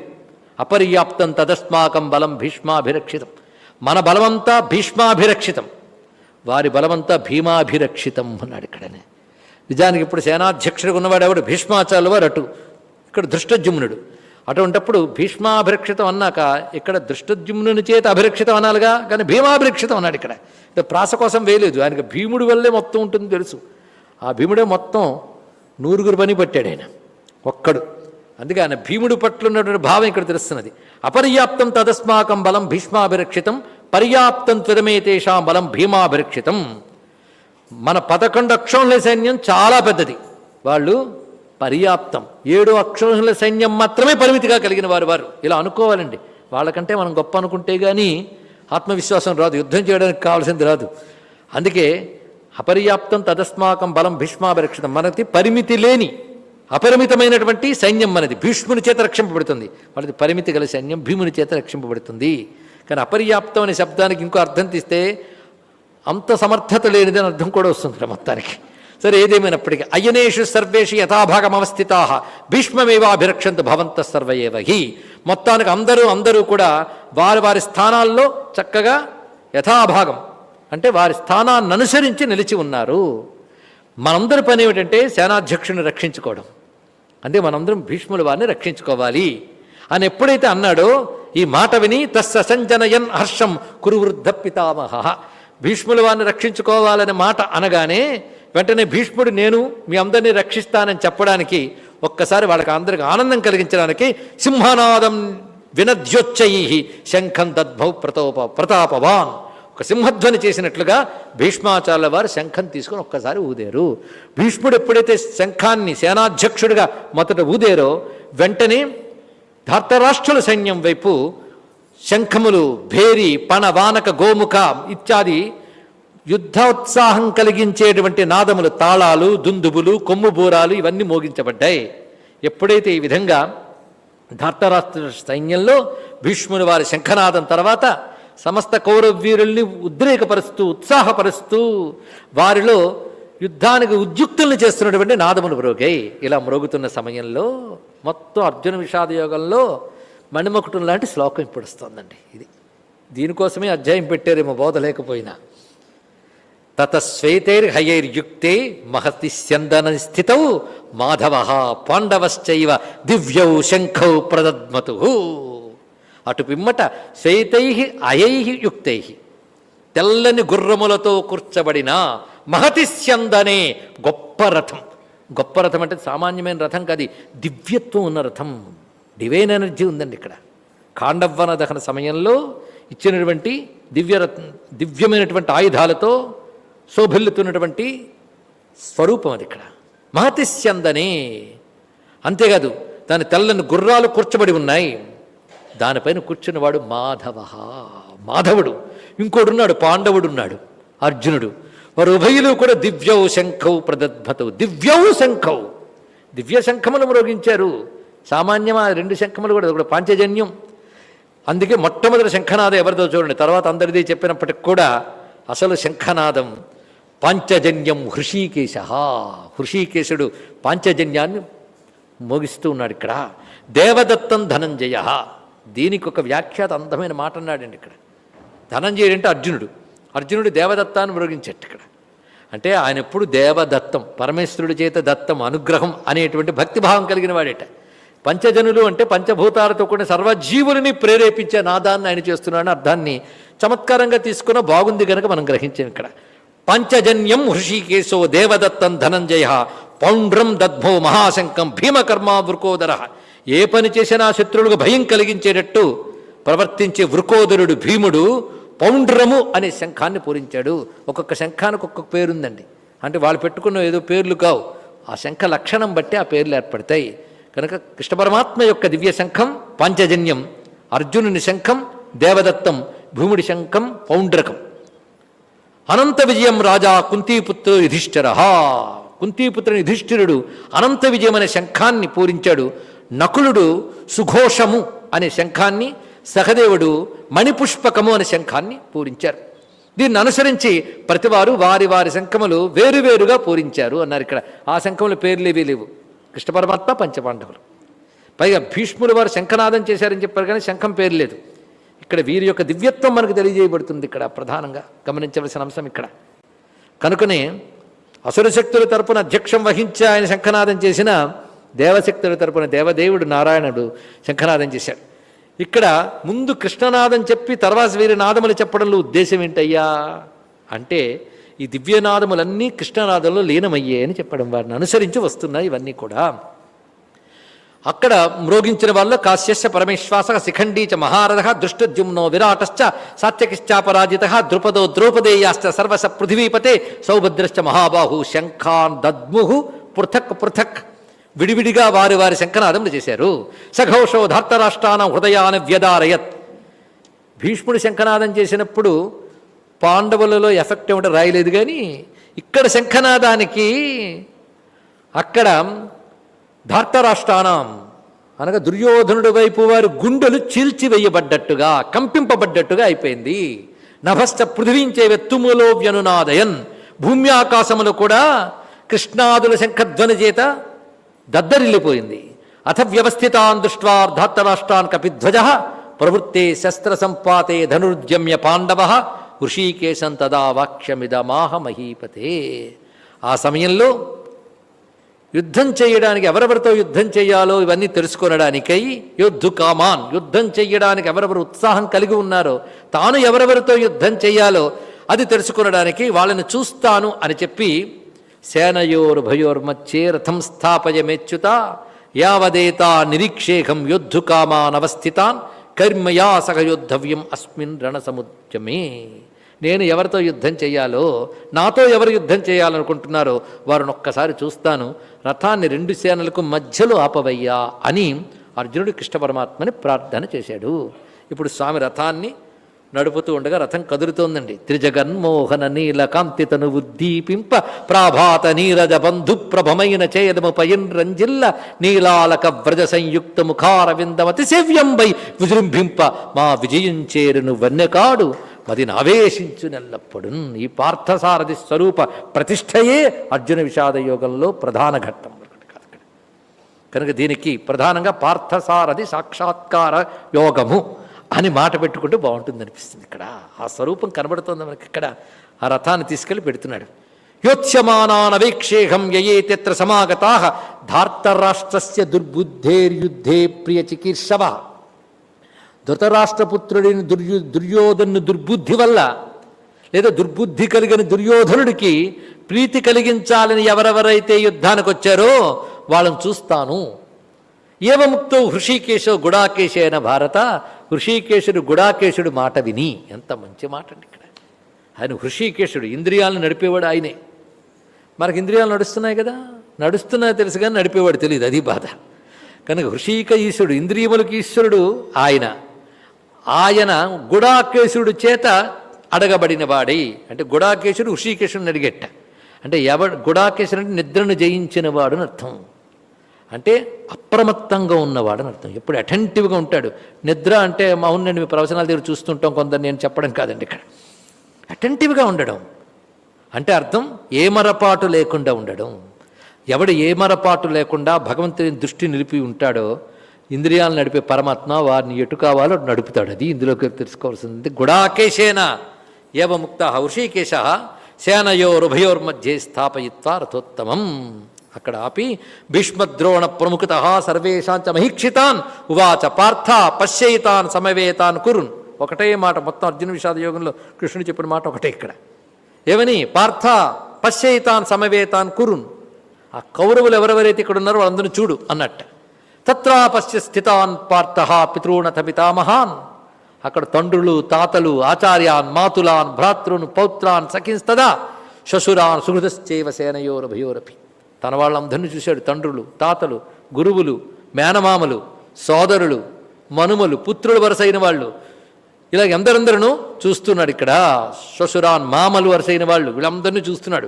తాన్ సమీక్ష సకౌంతేయ సర్వాన్ బంధూనవస్థితాన్, అందరి బంధువులను చూసి కృపయా పరయావిష్టో విషీదన్యదమబ్రవీత్, జాలితో ఆవేశించబడిన వాడై విషాదముతో ఈ వాక్యం పలికాడు. చూశారు, కృప చాలా గొప్ప గుణం కదా. కృప మమకారంతో కూడిన కృప గొప్పది కాదండి. మమకారానికి అతీతమైన కృప కావాలి ఇక్కడ. అంటే నా వాళ్ళు అనే భావంతో ఏర్పడిన కృప గొప్పదా? అది మోహం కిందకి లెక్కడుతుంది. మరి కృప గొప్పదైతే అర్జునుడి విషాదం తప్పెందుకు అవుతుంది? తప్పే విషాదం. అందుకే కృపయా అనేది ఇక్కడ కేవలం మమకారం వల్ల ఏర్పడిన కృప, కానీ పరమాత్మ కృప మమకారం వల్ల రాదు. తెలుసుకోండి, ఇక్కడ నా వాళ్ళు అనే భావం వల్ల ఏర్పడిన కృప మోహం, దానితో విషాదంతో అంటున్నాడు. ఇక్కడ అర్జునుడి పరిస్థితి అర్థం చేసుకుంటూ ఉపదేశం తర్వాత అర్థం చేసుకోవచ్చు. దుష్వేమం స్వజనం కృష్ణ యూత్సం సముపస్థితం సీదంత్యమవ గాత్రాణి ముఖంచ పరిశిష్యతి వేపతుశ్చ శరీరేమే రోమహర్షశ్చ జాయతే. అర్జునుడికి ఒళ్ళు వణికిపోతుందిట. శరీరం అంతా కూడాను నిస్సత్వం ఆవరించింది, నోరు ఎండిపోతుంది, శరీరంలో వణుకు పుడుతోంది, పైగా ఒళ్ళు కంపించిపోతుంది. గాంధీవం సంసతే హస్తాత్ త్వక్చైవ పరిదహ్యతే, చేతి నుంచి గాంధీవం జారిపోతుంది, శరీరం మండిపోతున్నట్టుగా ఉన్నది. నచశక్నోమ్యవస్థాతం భ్రమతీవచ మే మనః, నిలబడ్డానికి కూడా శక్తి చాలట్లేదు, మనస్సు తిరిగిపోతుందయ్యా. పైగా నా మనస్సుకు తగ్గట్టే కొన్ని అపశకునాలు కనబడుతుంది. నిమిత్తాని చ పశ్యామి విపరీతాని కేశవ నచ శ్రేయోను పశ్చామి హత్వా స్వజనమాహవే. నిమిత్తములు కూడా కనబడుతున్నాయి. అందుకే స్వజనం, నా వారిని, ఈ స్వజనాన్ని సంహరించడం శ్రేయస్సు అని నాకు అనిపించడం లేదు. నకాంక్షే విజయం కృష్ణ నచ రాజ్యం సుఖాని చ కిన్నో రాజ్యేన గోవింద కిం భోగైర్జీవితేనవా. నాకు జయం మీదే కాంక్ష లేదు ఇప్పుడు, పైగా నాకు ఏ కోరిక కూడా లేదు సుమా. అందరూ పోయిన తర్వాత నాకు భోగాలు ఎందుకు, రాజ్యం ఎందుకు, ఏం ప్రయోజనం చెప్పు. ఏషామర్థే కాంక్షితన్నో రాజ్యం భోగా సుఖాని చ ఇమేవా స్థితా యుద్ధే ప్రాణాత్సిక్వా ధనాని చ. ఎవరి కోసమై ఎవరితో కలిసి అనుభవించడానికే రాజ్యాలు భోగాలు కోరుకుంటానో వారు అందరూ కూడాను ఈ ప్రాణాల్ని ధనాల్ని త్యజించి యుద్ధరంగంలో ఇక్కడ నిలబడి ఉన్నారు. వాళ్ళెవరు? ఆచార్యా పితరా పుత్రా తథైవచ పితామహా మాతులా శ్వశురా పౌత్రా శాలా సంబంధినిస్తదా. మమ అనుకోవాలి కానీ కట్ట ఎంత పెరుగుతుందో చూడండి ఇక్కడ. వీళ్ళందరూ కూడా ఏతా నహంతుమిచ్చామి ఘనతోపి మధుసూదన్, నేను చచ్చినా చస్తాను కానీ వీరెవరిని నేను చంపలేను. అపిత్రలోక్య రాజ్య సహేతో కిన్ను మహీకృతే, ముల్లోకాల రాజ్యం వచ్చినా వీళ్ళని నేను చంపను, కావాలైతే నేను చేస్తాను. నిహత్య ధాతరాష్ట్రాన్న కాప్రీతిశ్చ జనార్దన. ధృతరాష్ట్ర కుమారుని సంహరించడం వల్ల మనకేం ఆనందం కలుగుతుంది చెప్పు. పాపమే వాస్త్రయేదస్మాన్ హత్వయితానాతతాయన. ఆతతాయని చంపడం వల్ల మనకు పాపం వస్తుంది. అందరిని కల్పేసుకున్నాడు చూడండి. కృష్ణుడు కూడా కలిపి అందరికీ ఆతతాయుల్ని చంపడం వల్ల మనకు పాపం వస్తుంది అన్నాడు. ఇక్కడే తెలుసుకోవాలి. ఆతతాయులు అనే మాట వచ్చింది. ఆతతాయులు అని ఎవరిని అనాలి? ధర్మశాస్త్రం చెప్తోంది. అగ్నిదో గరదశ్చైవ శస్త్రపాణిర్ధనాపహ క్షేత్రధారాపహర్తాత షడేతే ఆతతాయన. 6 ఆతతాయులు అనాలట. ఇంటికి నిప్పు పెట్టేవాడు, విషం ఇచ్చేవాడు, మారణాయుధాలు ధరించేవాడు, మన ధనాన్ని అపహరించేవాడు, మన భూమిని అపహరించేవాడు, భార్యను అపహరించేవాడు. ఈ 6 రకాల ఆతతాయులు వాళ్ళ విషయంలో ఎలా ప్రవర్తించాలి ధర్మశాస్త్రం చెప్తోంది. ఆతతాయన మాయాంతం హన్యాదేవ అవిచారయన్ నాతతాయవధే దోషో హంతృభవతి కశ్చన. ఇలాంటి ఆతతాయి ఎదురు పడితే వారిని చంపాలి. చంపితే దోషము లేదు. ఎవరు చంపవలసిన అధికారం బాధ్యత ఎవడుకుందో వాడు కానీ ఈ పని చేస్తే వాడికి దోషము లేదో ధర్మశాస్త్రం చెప్తుంది. మరి ఆతతాయులని నువ్వే అంటున్నావు, వాళ్ళని చంపితే దోషం లేదో ధర్మశాస్త్రం చెప్తుంది. అలాంటిది వీడు చంపేస్తున్నానే అని బాధపడుతున్నావంటే అజ్ఞానం కాదు, ఆ మాటలోనే ఉందన్నమాట అది. అదే ఆతతాయులు వీళ్ళు. అయినప్పటికీ వీళ్ళని చెప్పకూడదు. తస్మాన్నర్హం వయం హంతుం ధాత్తరాష్ట్రాన్ స్వబంధవాన్ స్వజనం మీ కథం మత్వా సుగనశ్యామ మాధవ. నా వాళ్ళని చంపి నేనేం సుఖపడతానని చెప్పు. ఒకటి ఇక్కడ కొన్ని మాటలు చెప్తున్నాడు. యదప్యేతే నపశ్యంతి లోభోపహత చేతసహ కులక్షయకృతం దోషం మిత్రద్రోహే చ పాతకం. వీళ్ళని చంపడం వల్ల కులక్షయం మిత్రద్రోహం అవుతుంది. కులక్షయమైతే కులధర్మాలు పోతాయి. కులధర్మాలు పోతే క్రమంగా స్త్రీలు దోషం పాలై సంకరములు ఏర్పడతాయి. శంకరో నరకాయేవ కులఘ్నానాం కులస్య చ పతంతి పితరో హ్యేషాం లుప్తపిండోదక క్రియా. ధర్మశాస్త్రం తెలిసినవాడు మహానువాడు, ఇది బాగా తెలుసుకోండి. సాంకర్యములు ఏర్పడడం చేత పితృదేవతలకి పిండములు వెళ్ళవు. ఇది చాలా ప్రధానంగా తెలుసుకోవాల్సింది. అర్జునుడు చెప్పిన మాట సత్యం. అందుకే ధర్మస్థాపన చేయాలి కానీ సాంకర్యం కలగకూడదు. అర్జునుడు చెప్పిన మాట సమర్థిస్తాడు కూడా. ఈ మాటను మాత్రం కృష్ణుడు సంకర్షచ కర్తాహం తర్వాత చెప్తాడు. ఎందుకంటే సాంకర్యములు కూడదండి. ఒప్పుకోకపోయినా శాస్త్రమే. ప్రతి కులము గొప్పదే, కానీ సాంకర్యముల వల్ల ఏర్పడితే ప్రమాదం ఏంటంటే పితృదేవతలు తరించరు. అసలు వివాహం అనేదే దశ పూర్వేషాం దశ పరేషాం పితృదేవత తారణార్థం. అది భారతీయ సంస్కృతి వివాహం యొక్క ప్రయోజనం. అది అలాంటిది సాంకర్యముల వల్ల ఏర్పడితే దానివల్ల పితృదేవతలకు లుప్త పిండోదక క్రియా, వాళ్ళకి పిండోదకములు వెళ్ళవు. అసలు వివాహం అనేదే పితృదేవతల క్షేమం కోసం, సద్గతుల కోసం చేసుకోవాలి. సత్సంతానం పొందాలి. కానీ సత్సంతానం సాంకర్యముల వల్ల కలగదు. ఇది బాగా తెలుసుకోవాలి. అందుకే సాంకర్యం వల్ల పితృదేవతలకు దుర్గతులు ఏర్పడతాయి. ఇటీవల కాలంలో సాంకర్య వివాహాలు ఎక్కువైపోయాయి. ఇదివరకు ఉండేవి కానీ కొన్ని వాళ్ళు చెప్పా పెట్టకుండా ఏవో చేసుకునేవారు, రిజిస్టర్ మ్యారేజ్ ఏవో. ఇప్పుడు అలా కాదు. తల్లిదండ్రులు కూడా ఏం చేస్తామని కళ్యాణపత్రులు ముద్రించి మరీ చేసేస్తున్నారండి. శాస్త్రం చెప్పడం ధర్మంగా కూర్చున్నాం కనుక ఇది మహాపాపం కలిగిస్తుంది. తెలుసుకోండి, ఇక్కడ మహాదోషం. కనీసం అది చేయించడానికి సిద్ధపడిపోతున్నటువంటి యాజ్ఞికులు ఎలా సిద్ధపడుతున్నారో బాధ కలుగుతుంది. దక్షిణాసత్వాలకు తప్పదు, బ్రతుకు తెరువు. కానీ కనీసం వాళ్ళకు కూడా చెప్పవలసింది ఏంటంటే, మనందరం తెలుసుకోవాల్సింది, అలాంటి పాపమైన భ్రష్టమైనటువంటి కళ్యాణాలు, అందులో కన్యాదానం అనేది చేయడం ఇంకా ఘోరం. తెలుసుకోండి, ఇక్కడ కన్యాదానం చేసేటప్పుడు దశ పూర్వేషాం దశ పరేషాం వాడు సంకల్పం చెప్తాడు. సంస్కృతం తెలియదు కనుక ఎంత పాపం చేస్తున్నాం మనకు తెలియట్లేదు. అయ్యో, ఇంతవరకు పరంపర కాపాడుకొచ్చిన పెద్దలందరినీ కూడా నీ కూతురో కొడుకో మోహం చేత, అజ్ఞానం చేత, కామ వికారం చేత ధర్మం తప్పుతూ ఉంటే నువ్వు కన్యాదానం చేసిన పూర్వీకులందరూ నరకంలో పడేయడానికి నీకు హక్కు ఎక్కడిది? ఇక్కడ ఎవడికి దానం చేస్తున్నారు? పద్ధతి లేదు. అందుకే సాంకర్యం వల్ల పతంతి పితరో శేషాం లుప్త పిండోదక క్రియా చెప్తున్నాడు ఇక్కడ. ఈ మాట అర్జునుడు ఎంత ధర్మనిష్ట కలవాడో దీన్ని బట్టి తెలుస్తుంది. అందుకే గీత వినడానికి అర్హుడయ్యాడండి ఇక్కడ. ఇది తెలుసుకోవాల్సినది. అందుకే అదే గీత పెట్టుకుంటూ, అది పట్టుకుంటూ మాట్లాడుతూ ఇలాంటి శాస్త్రవిరుద్ధమైన వాటిని ప్రోత్సహించుతూ చలామణి అవడం ఉన్నదే అంతకంటే పాపం మరొకటి ఉండదు. తెలుసుకోండి ఇక్కడ. శంకరో నరకాయేవా కులఘ్నానాం కులస్య చ పతంతి పితరో శేషాం లుప్త పిండోదక క్రియా దోషైరైతై కులఘ్నానా వర్ణసంకరకారకై ఉత్సాద్యంతే జాతిధర్మా కులధర్మాశ్చ శాశ్వతా ఉత్పన్న కులధర్మాణా మనుష్యాణా జనార్దన నరకే నిగితం వాసో భవతీత్యనుశుశ్రుమా. స్పష్టంగా చెప్తున్నాడు ఆయన. ఎవరైతే తమ పరంపరను నశింపజేసుకుంటారో, కులాగ ధర్మాలను నశింపజేసుకుంటారో, అలా నశించిపోయినటువంటి వారు, నశించిన కులధర్మాలు కలిగిన మానవులకు నరకంలోనే నివాసం ఉంటుంది శాస్త్రములు చెప్తున్నాయి కదా. ఇది చెప్పాడు. అహో బత మహత్పాపం కర్తం వ్యవస్థావయం యద్ రాజ్యసుఖలోభేన హంతుం స్వజనముజ్యత. రాజ్యసుఖలోభం కోసం స్వజనాన్ని చంపడానికి పూనుకున్నాం, పెద్ద తప్పు చేసేసాం. అహోబత భయం కలిపేసుకున్నాడు. మనం తప్పు చేస్తూ ఉన్నాం అని కలుపుకున్నాడు అని. ఏవముక్త అర్జున సంక్షే రథోపస్థ ఉపావిశత్ విసృజ్య ససరం శాపం శోక సంవిఘ్నమానస. వెంటనే శరము చాపం విడిచిపెట్టి రథం చతికిలు పడి కూర్చుండిపోయాడు అర్జునుడు శోక సంవిఘ్నమానసుడై అని. విషాదయోగం పూర్తయింది. తర్వాత పరమాత్మ ఏ విధంగా బోధ ప్రారంభించాడు రేపు తెలుసుకుందాం. సర్వం శ్రీకృష్ణ చరణారవిందార్పణమస్తు. స్వస్తి. సచ్చిదానంద రూపాయ విశ్వోత్పత్యాదిహేతవే తాపత్రయ వినాశాయ వాసుదేవాయ మంగళం.